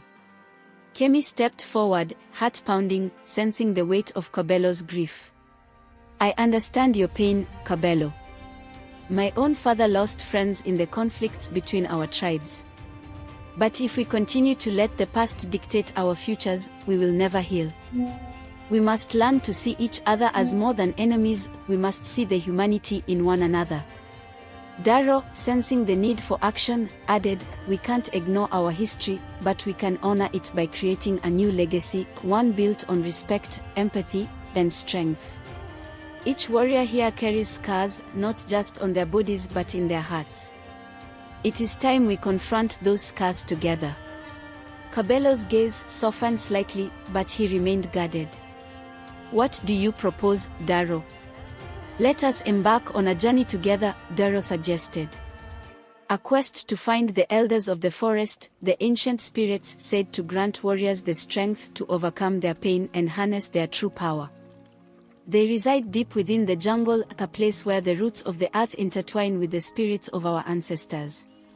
Together, we can learn from them, find healing, and return as stronger allies. A murmur rippled through the gathering, a mix of skepticism and curiosity. Kemi stepped forward again. This journey will not only be about seeking power. It will be a path to understanding our pain, our fears, and ultimately, our strength. If we can face our inner battles, we can emerge united. Finally, Kabelo nodded, his expression resolute. I will join this journey. But we must take a warrior from each tribe as a testament to our commitment. Within days, Kemi and Daro led a group of 12 warriors, 6 from each tribe, into the heart of the forest. The journey was fraught with challenges, as they traversed treacherous terrain, navigated raging rivers, and faced the whispers of the jungle that seemed to echo their doubts. The warriors were reminded of their past conflicts at every turn, but Kemi and Daro's unwavering hope began to unite them. On the third day, they arrived at the sacred grove where the elders were said to dwell. Towering trees arched overhead, their trunks adorned with vibrant moss and ancient markings. The air was thick with a mystical energy, and the warriors could feel the weight of history pressing down upon them. As they gathered in a circle, the ground beneath them began to tremble. A soft wind rustled the leaves, and from the shadows emerged the elders, ethereal beings with eyes like the stars, glimmering with wisdom. Brave warriors, one elder intoned, her voice a gentle caress. You come seeking power, but true strength lies not in dominance but in understanding. What burdens do you carry? Kabelo stepped forward, his voice trembling with emotion. I carry the weight of my brother's death. I have fought for vengeance, but it has only brought me pain. The elder nodded knowingly. Pain can be a powerful teacher. Acknowledge it, and it will lead you to healing. One by one, each warrior shared their scars, both physical and emotional. They spoke of lost friends, families torn apart by conflict, and the fear that had consumed them. With each story, the elders listened, their presence providing comfort. After hours of sharing, the elders spoke again. To harness the power within, you must confront the darkest parts of yourselves. Only then will you emerge as true warriors. The first trial was set, they would face the shadows of regret, manifestations of their pasts that would confront them in the depths of the grove. As the sun dipped below the horizon, the warriors were led into the heart of the grove, where the air grew heavy and the shadows danced ominously. Each warrior stepped into the darkness, where they encountered their deepest fears. Kabelo faced his brother's ghost, the apparition accusing him of abandoning their shared legacy of strength. You sought revenge, but it has consumed you. Remember the bond we shared, honor it instead of letting it fade. Meanwhile, Kemi was confronted by visions of her impending marriage to Jabari, a future that felt like a gilded cage. You are strong, Kemi. Do not let fear of the unknown bind you, the vision taunted. But Kemi stood tall, reminding herself of her own power and the choices she had made. Daro faced a shadow of his own, a representation of the pain of being caught between two tribes. You are not enough for either side, it hissed. But Daro found strength in Kemi's love, realizing that he did not have to choose. I am enough. Love transcends divisions. Hours passed as each warrior faced their shadows, confronting the pain that had once defined them. Finally, they emerged from the darkness, exhausted yet transformed. The elders awaited them, eyes glimmering with pride. You have faced your fears, but the true test lies ahead. To harness the power you seek, you must unite your strengths, the elder said. Tomorrow, you will face the trial of unity. As dawn broke, the warriors stood at the edge of a massive chasm, the trial of unity revealed. They would have to cross the chasm using nothing but their combined strength. The catch was that they could not use individual skills, only by working together could they find a way across. Kemi stepped forward, her heart racing. We must create a bridge, a representation of our unity. The warriors gathered around, pooling their skills and resources. They fashioned a makeshift bridge from sturdy vines and fallen branches, working in harmony. As they built, they spoke of their fears and dreams, sharing laughter and camaraderie, slowly dissolving the barriers that had separated them for so long. Once the bridge was complete, they stepped onto it together, hearts pounding in unison. As they crossed, a wave of energy surged through them, igniting a fire within. They felt their individual strengths merging into a collective force, a powerful reminder of their shared humanity. As they reached the other side, the ground shook, and the elders appeared once more. You have proven that true strength lies in unity. Embrace this power, and use it to heal your tribes. With newfound energy, the warriors returned to their villages, forever changed. The journey had not just been about seeking power but about overcoming pain and understanding the importance of collaboration. They became champions of unity, teaching others that strength is not found in conflict but in cooperation. In the following months, Kemi and Daro organized joint training sessions for warriors from both tribes. They practiced not only combat but also ways to communicate and understand one another's perspectives. Slowly but surely, the seeds of unity began to take root. On a quick summary on the Ngbaka stories, the themes of love, identity, unity, and the courage to overcome traditional boundaries are explored, highlighting the power of collaboration in healing past wounds and building a brighter future. Thanks for watching. Also do so to subscribe.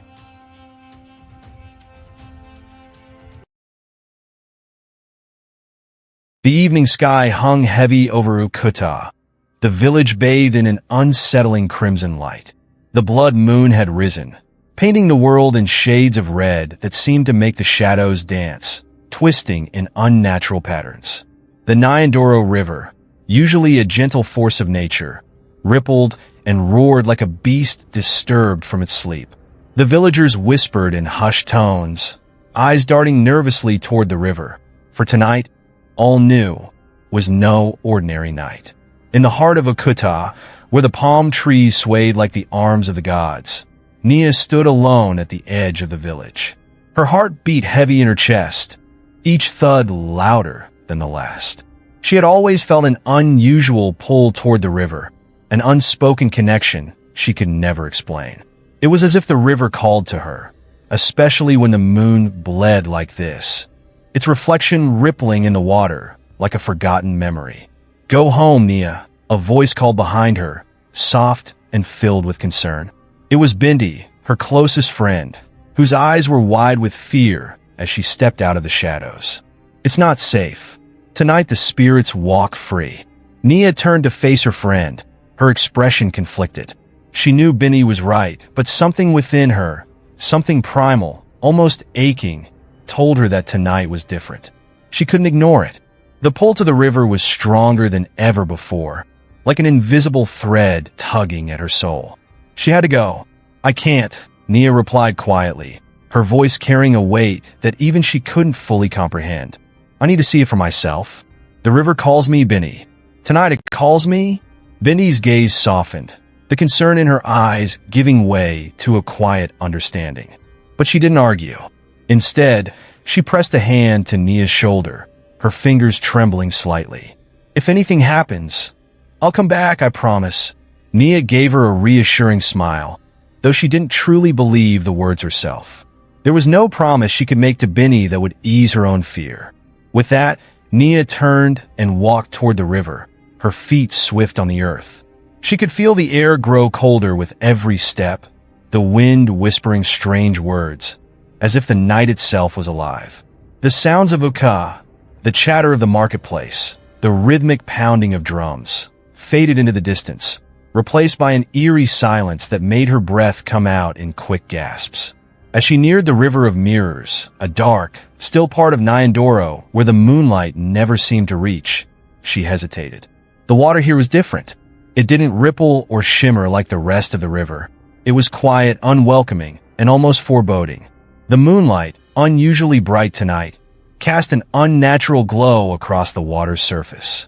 Then she saw it. At first, it was just a glimmer, a soft gleam, like a star fallen from the heavens. But as she drew closer, the moonlight seemed to reveal it in full, a pearl. Its surface was smooth, glowing faintly with an otherworldly sheen that captivated her. It lay half-submerged, nestled among the stones on the river's edge. The sight of it sent a shiver down her spine. Something about it felt wrong. The whispers came then, soft at first, a murmur in the air that she couldn't quite make out. But as her fingers hovered above the pearl, the words grew clearer, pulling her in deeper. "Find me. Save us." Nia's breath hitched in her chest. Her instincts screamed at her to leave, to walk away from the river and its cursed treasures. But the pearl, its beauty, its power, held her there, rooted to the spot. She reached out and picked it up, the coldness of the stone seeping into her palm. The whispers seemed to pulse through her veins. For a moment, the world around her seemed to blur. The river's roar intensified, as though the spirits themselves were watching her, waiting for her decision. But the only thing she could hear now was the pearl, its voice rising in urgency. Save us from the curse." Nia's heart raced, her pulse thundering in her ears. She didn't know what it meant, but she knew, deep in her soul, that the pearl was tied to something ancient, something terrible, and that she was now part of it. A crack of thunder echoed through the sky, louder than anything Nia had ever heard. The wind howled around her, and she could feel the weight of the world shift as the river surged, its waters darkening as if it, too, had come alive. In that moment, she understood. The river had never been still. It had been waiting for her for this moment. The pearl pulsed in her hand, and with a shock of realization, Nia knew she was the one the spirits had been waiting for. Whispers in the shadows. The village of Ukuta, once alive with the sound of drums and laughter, now simmered in a tense, uneasy silence. The days following Nia's discovery of the cursed pearl were heavy with suspicion. It seemed as though the very air had grown thick, and the river itself, once a source of life, now seemed to exhale an eerie chill. The whispers of the villagers could be heard in every corner of Akuta, as they spoke of strange omens and misfortunes that had begun to plague the land. Benny, who had known Nia since childhood, couldn't shake the feeling that something was terribly wrong. She had pleaded with Nia to destroy the pearl, to cast it back into the river where it belonged, but Nia had resisted. The pearl, despite its dark allure, was now more than just an object. It was a symbol of something much larger, something Nia couldn't yet comprehend, but was slowly beginning to feel. One evening, as the sun dipped low behind the hills, casting the village in golden hues, Benny walked toward Nia's small hut. The air felt too still, the shadows of the trees stretching longer than they should have. As she approached, she saw Nia sitting on the ground in front of her hut, staring at the pearl. The soft glow of its surface seemed to pull at her soul, and Benny felt a knot form in her stomach. "Nia," Benny called gently, her voice shaky. "Please, you have to listen to me. The village is in turmoil. The crops are failing. The animals are leaving. Something terrible is happening. And it's because of that pearl." Nia didn't respond at first. Her fingers traced the smooth surface of the pearl, her brow furrowed in thought.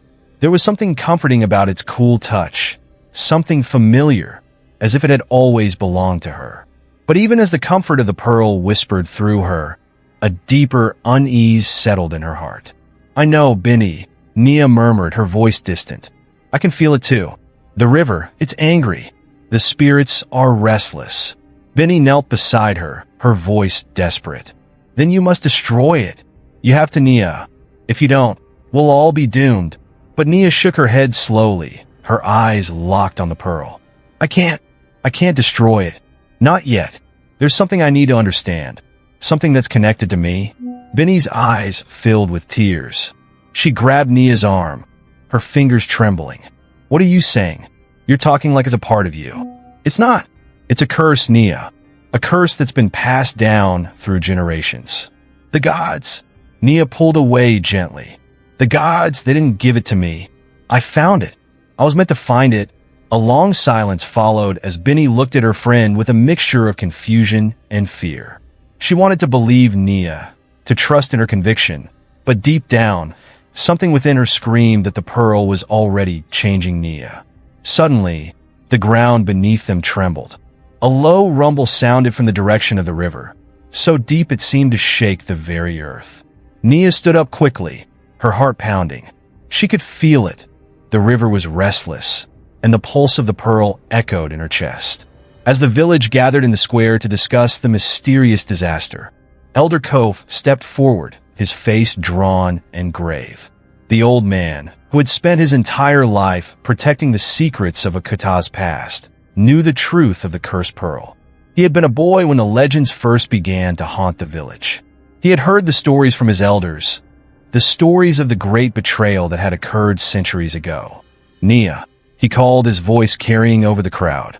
His eyes locked on her as the villagers fell silent. "It is you, isn't it? You found it, the pearl. You unleashed what should have been left forgotten." Nia's chest tightened. The weight of the villagers' gazes felt unbearable. She had never wanted this, never wanted to bring harm to her home. But it was too late. The pearl had already begun its work. Elder Kof continued, his voice shaking with emotion. "The pearl is tied to the blood of our ancestors. It was stolen from Nyoka, the river spirit, by a healer named Zala, long ago. Zala's betrayal cursed us all. The river, once a gift, was turned against us, and now it seeks its vengeance." Nia's mind spun. Her thoughts rushed to the stories her grandmother used to tell her. Tales of betrayal, of power stolen from the gods. But she had never believed them.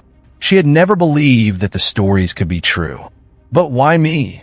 Nia asked, her voice barely a whisper. "Why is it calling to me?" Elder Kof closed his eyes, his face a mask of regret. "Because your blood is tied to Zala's Nia. You are her descendant, the last of her line.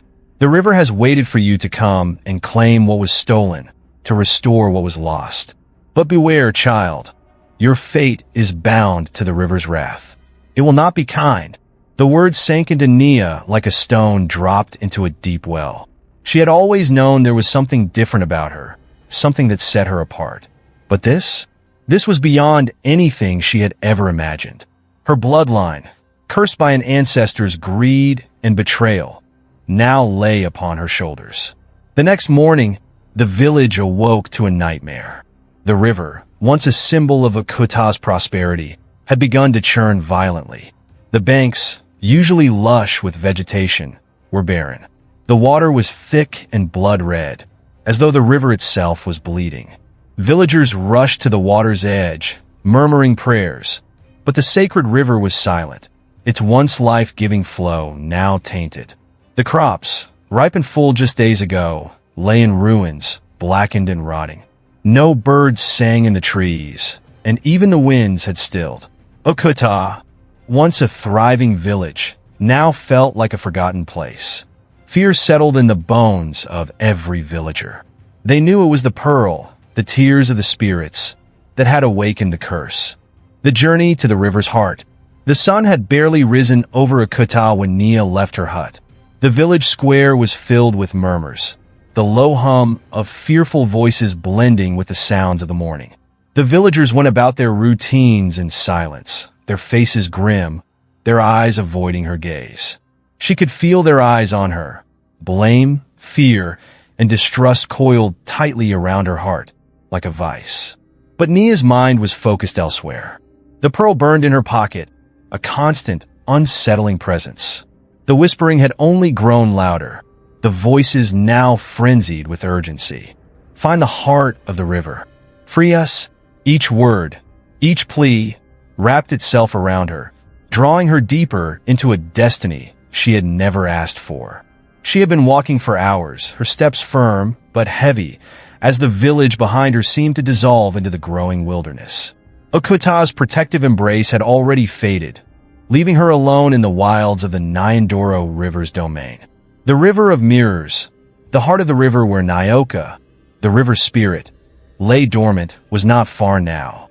But with each step, Nia felt a pull in her chest, an overwhelming weight, as if the land itself was pushing back against her. The world was shifting, and she could almost hear the river's voice calling her, beckoning her closer to the heart of its power. Nia had never ventured this far before. The elders always warned the children to stay away from this part of the river. The heart of Nyandoro was sacred, a place where only the chosen could go. But now, it felt like her only choice. The village's suffering, her own inner turmoil, and the relentless pull of the pearl pushed her forward. As she neared the edge of the sacred forest, where the trees grew taller and the shadows darker, Nia paused. A sense of foreboding settled over her. The forest was alive with sounds. The call of distant birds, the rustle of leaves in the wind. But there was something else, something subtle and unnatural. The deeper she walked into the woods, the more the air grew thick with tension, as if the trees themselves were watching her. Without warning, the sky darkened, casting an ominous shadow over the path. Nia stopped, feeling the hairs on the back of her neck rise. The whispers were back, louder now, sharper, as if the spirits were warning her.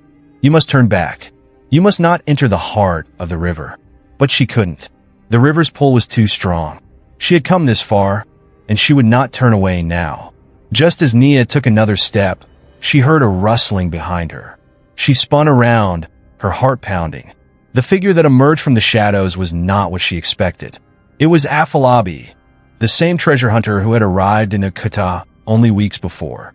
His bright smile, the one that always seemed to charm the villagers, now looked twisted, an almost predatory gleam in his eyes. "Nia," he said, his voice smooth like honey, but with an edge of malice. "I thought I'd find you here. It seems we have similar interests." Nia's hand instinctively gripped the pearl, its surface pulsing against her skin. Afolabi's presence made her uneasy, but she stood tall. "What do you want?" "Afolabi." Afolabi stepped closer, his boots crunching against the dry earth. His eyes never left the pearl in her hand. "Oh, nothing much. Just the same thing that I believe you're after. Power, riches, glory, and, of course, the pearl. You can't hide it from me. I know what it is. The tears of the spirits. The most valuable treasure in the world." Nia's eyes narrowed. "You think it's just about wealth, don't you? You don't understand. This pearl is a curse, Afolabi.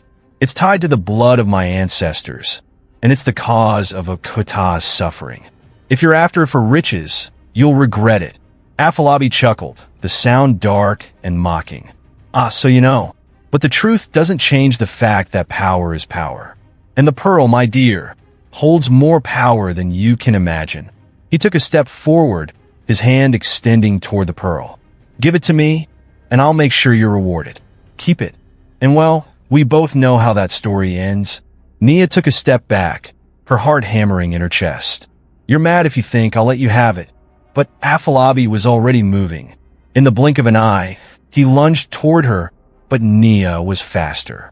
She darted to the side, her feet slipping on the loose earth, but she regained her balance just in time to feel his fingers graze the fabric of her tunic. With a fierce cry, Nia drew back her arm, the pearl now clutched tightly in her hand. In a swift motion, she hurled it into the river. For a brief moment, everything went still.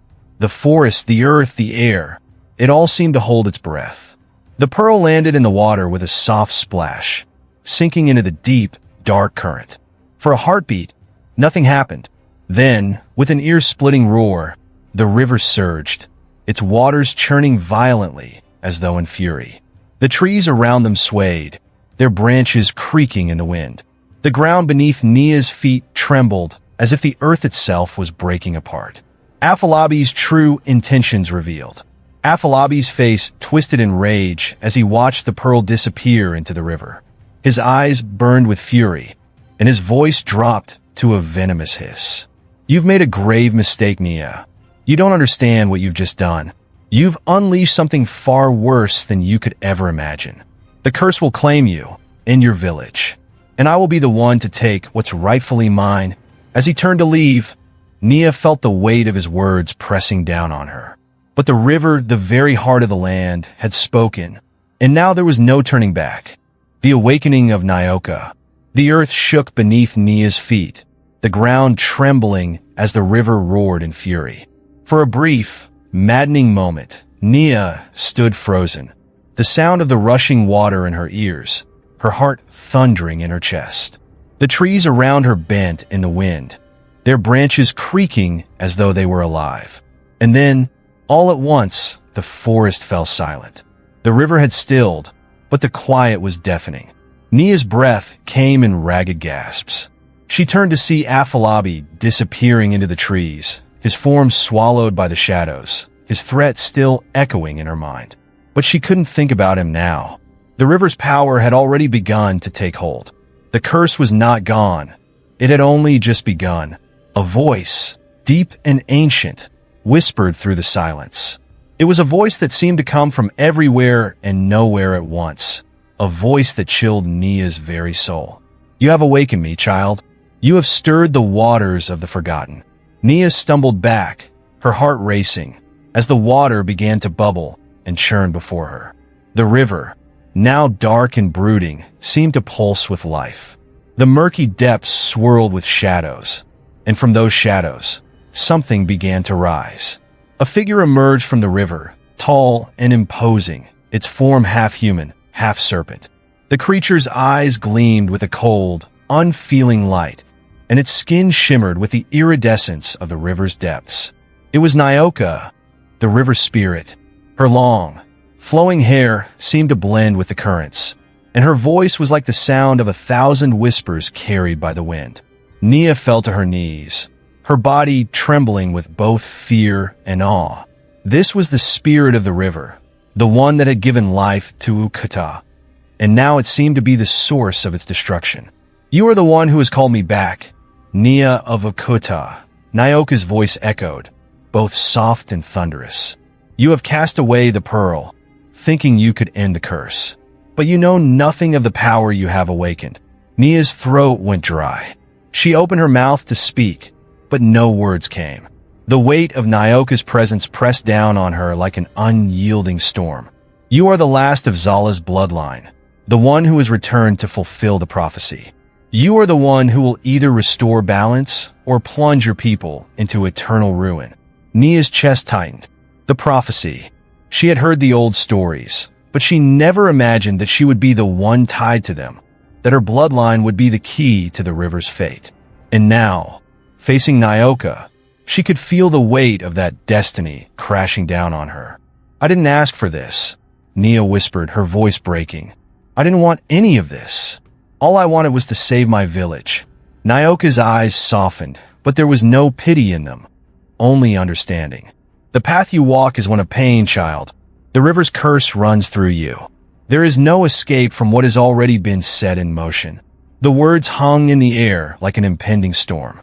Nia felt as though the ground beneath her was giving way, that the earth itself was pulling her into the depths of the river. "You must journey to the heart of the river," Nyoka continued, her voice heavy with the weight of ancient knowledge. "There, you will find the power to break the curse, or to seal your fate forever. But be warned, Nia of Akuta, the river does not forgive easily. Only those with the strength of heart and spirit can survive its trials." Nia stood shakily, her legs weak beneath her. The weight of Nyoka's gaze seemed to strip her bare, revealing all of her doubts, her fears, her very soul. The river, once a symbol of life, now felt like a prison, a force that was beyond her comprehension. But she couldn't turn away. The village, her people, Okuda was dying, and it was her fault. "I will go," Nia said, her voice steady despite the fear that churned in her chest. "I will go to the heart of the river and end this."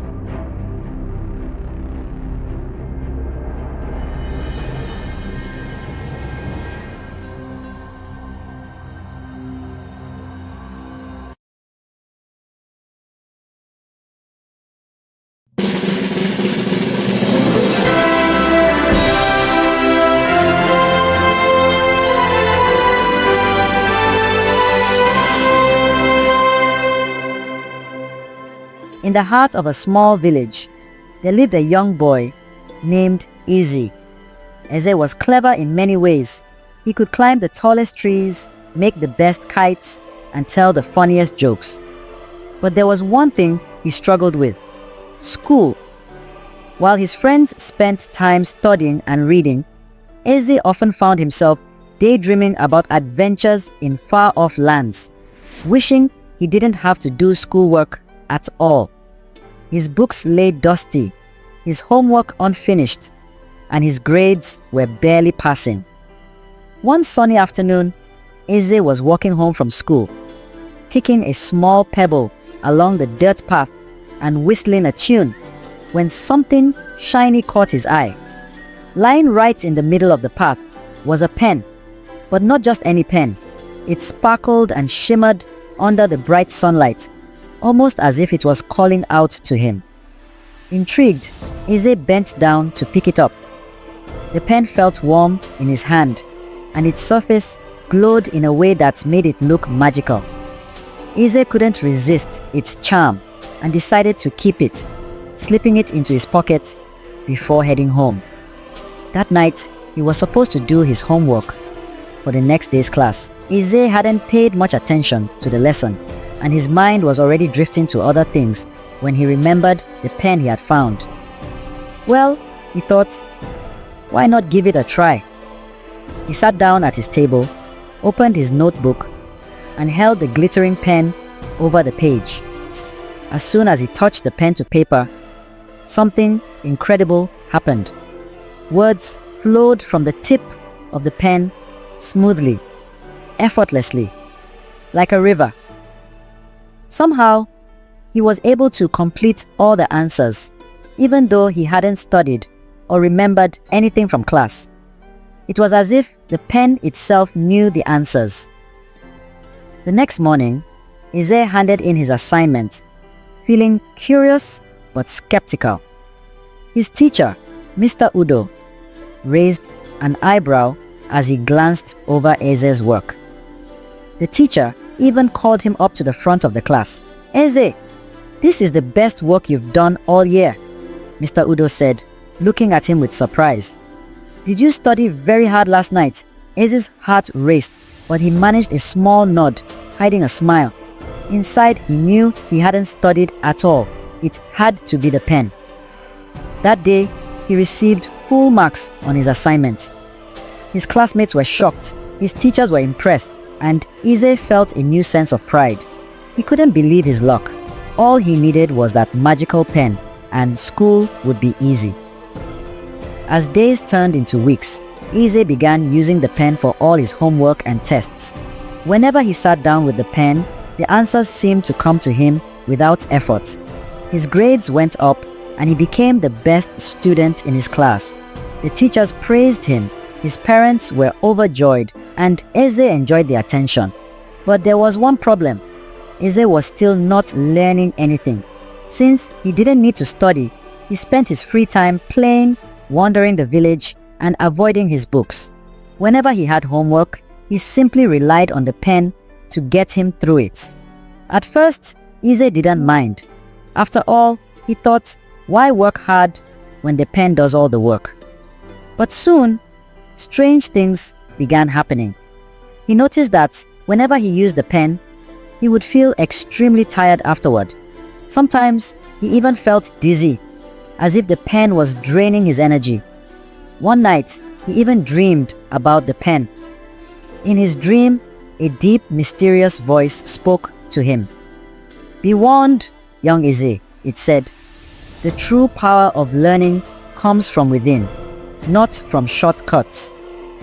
Eze woke up with a start, his heart pounding.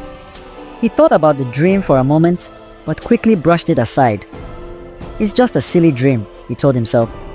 "This pen is all I need." A few months later, Eze's school announced a big exam. It was the most important test of the year, one that would determine if he could move on to the next level. Eze felt a mix of excitement and nervousness. He hadn't been paying attention in class, and he knew nothing about the subjects. But he wasn't too worried. He had the magic pen, after all. The night before the exam, Eze didn't study. Instead, he went to bed early, confident that the pen would get him through. The next morning, he walked into the classroom with a smile on his face, the pen safe in his pocket. As the teacher handed out the exam papers, Eze took out his pen and began to write. But as soon as he started, a terrible surprise awaited him. The pen stopped working. No matter how hard he tried, no ink would come out. The once glittering pen now looked dull and lifeless. Eze's heart raced as he shook the pen, hoping it would start again. But nothing happened. The minutes ticked by, and Eze was left staring at a blank exam paper. His classmates were busy writing, but Eze had no idea how to answer any of the questions. For the first time, he felt the panic of not knowing what to do. The questions looked like they were written in a foreign language. Without the magic pen, he realized how little he actually knew. When the time was up, Eze handed in his blank paper, his face pale and his hands trembling. His classmates stared in shock, wondering what had happened. The teachers looked at him with concern, surprised by his sudden change. Eze felt ashamed and disappointed in himself. He avoided his friends and stayed away from his usual hangouts. He couldn't face his parents, who had been so proud of him. He wandered through the village, thinking about all the times he had used the pen to avoid studying and all the opportunities he had wasted. The pen had been a shortcut, but it had also cheated him out of true learning. After a few days, Eze found himself at the village library, a place he had rarely visited. He walked among the rows of books, feeling their silent wisdom around him. He picked up a book on a subject he had always struggled with, opened it, and began to read. At first, it was difficult. He had to read the same sentence several times to understand it. But slowly, something amazing happened. He began to learn. With each page he read, his understanding grew, and a new kind of satisfaction filled his heart. Over the next few weeks, Eze worked harder than he ever had.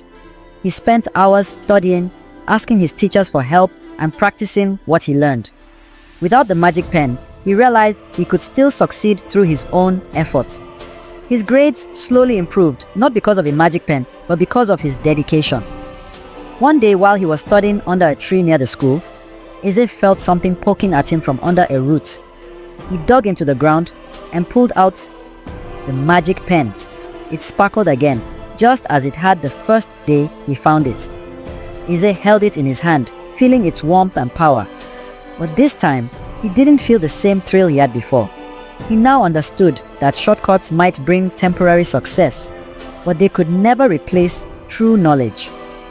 With a smile, Eze placed the pen back into the ground and covered it with soil. "Thank you for teaching me," he whispered, "but I don't need you anymore." From that day on, Eze became one of the best students in his school. Not because of a magical pen, but because of his hard work and determination. He learned the true power of knowledge and grew to love learning. And as he walked home, he knew he had found something far more precious than magic: the strength to rely on himself. Thanks for watching. Also do so to subscribe to this channel and turn on the notification bell.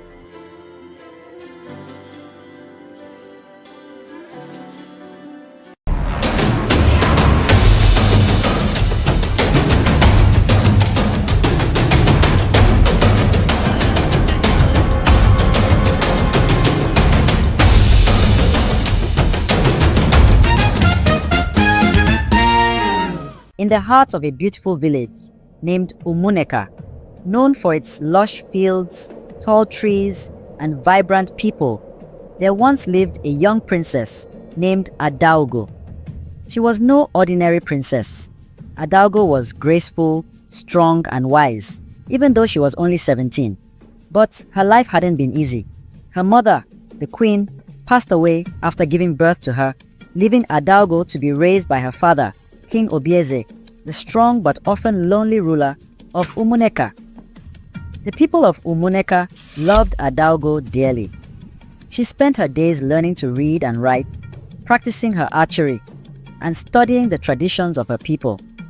She was her father's pride and joy, and he often told her, "You have your mother's spirit and strength. One day, you will do great things, my daughter." One year, just as the rains came, a strange illness swept across the village. It started slowly, with a few people feeling weak and tired. But soon, more and more people began to fall ill. Some couldn't get out of bed, others had fevers, and a few had sores on their skin. The village elders tried all they could, herbs, prayers, and sacrifices to the gods, but nothing worked. People whispered that this illness was unlike anything they had seen before, and fear spread throughout the village. One night, the village healer, an old woman named Mama Ezin, came to see King Obieze and his daughter. Mama Ezin spoke in a grave voice, "My king, I have consulted the gods and the spirits of our ancestors. This illness is no ordinary sickness. It can only be cleansed by the purest water, which lies in the sacred shrine beyond the forest of spirits." King Obieze was shocked. The forest of spirits was feared by all. It was said to be guarded by powerful beings who allowed only the purest and bravest souls to pass. The sacred shrine itself was a holy place, and only a chosen few had ever seen it.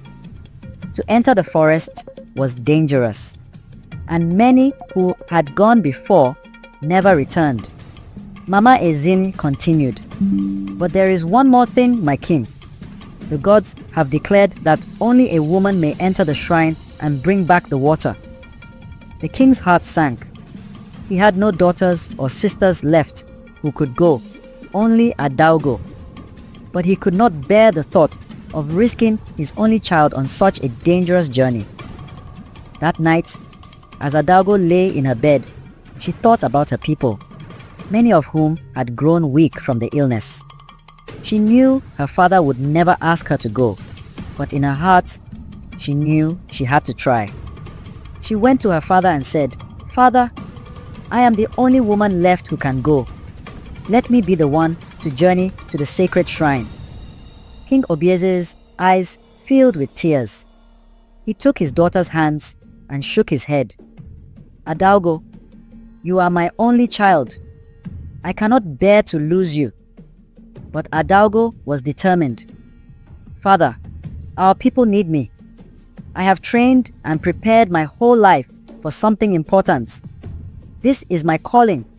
I will make it through the forest of spirits. Please, trust me." With a heavy heart, King Obieze agreed, though he made her promise to be careful. The whole village gathered at the palace the next morning to send her off. People sang songs for her, elders gave her charms and blessings, and Mama Ezin handed her a small carved staff for protection. "Adaugo, this staff has been blessed by the gods. It will give you strength and guide you on your journey.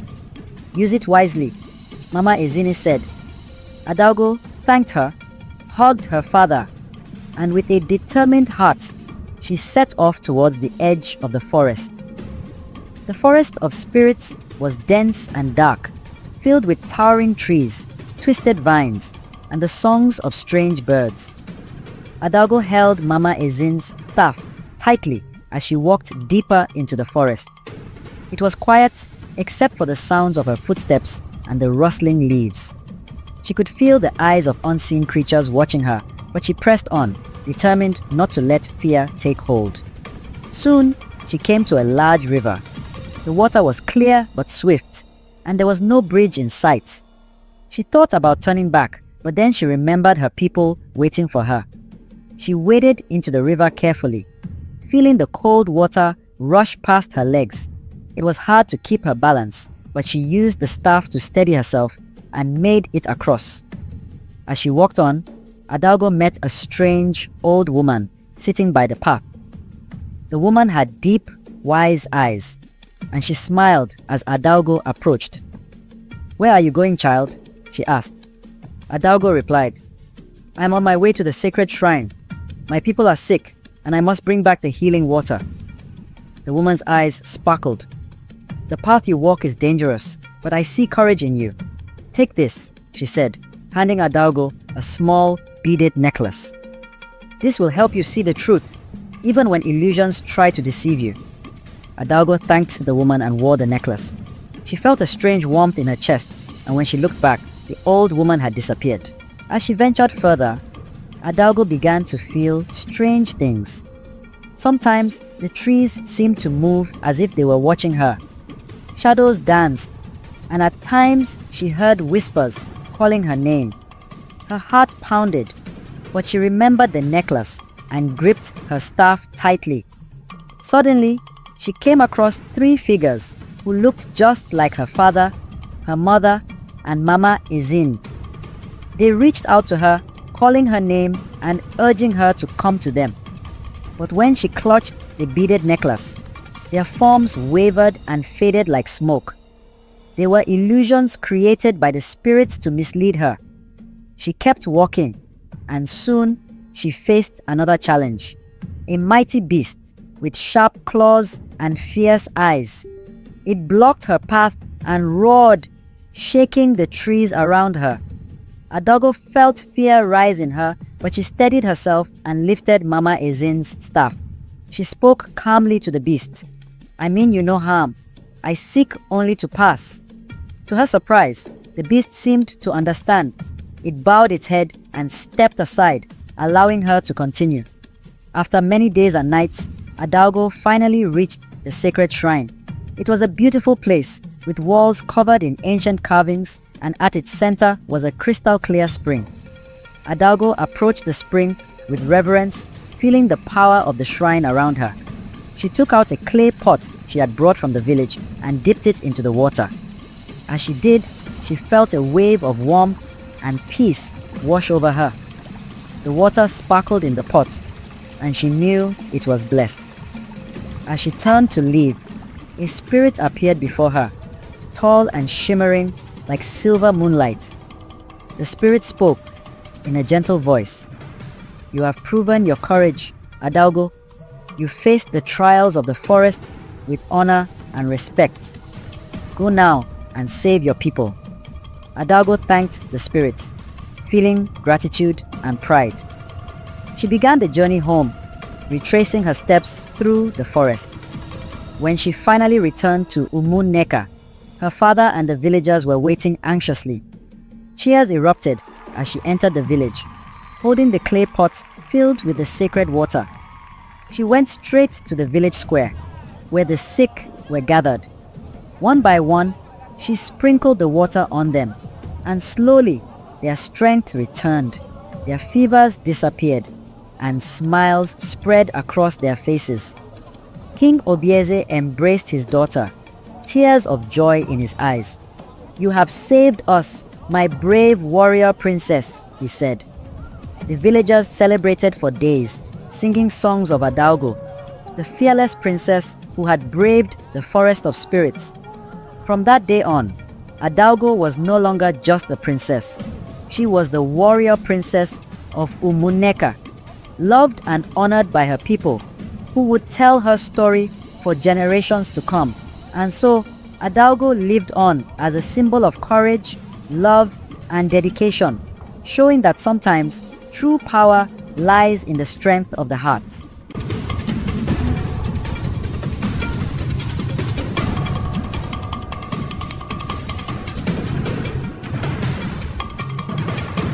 Uncle Yusuf.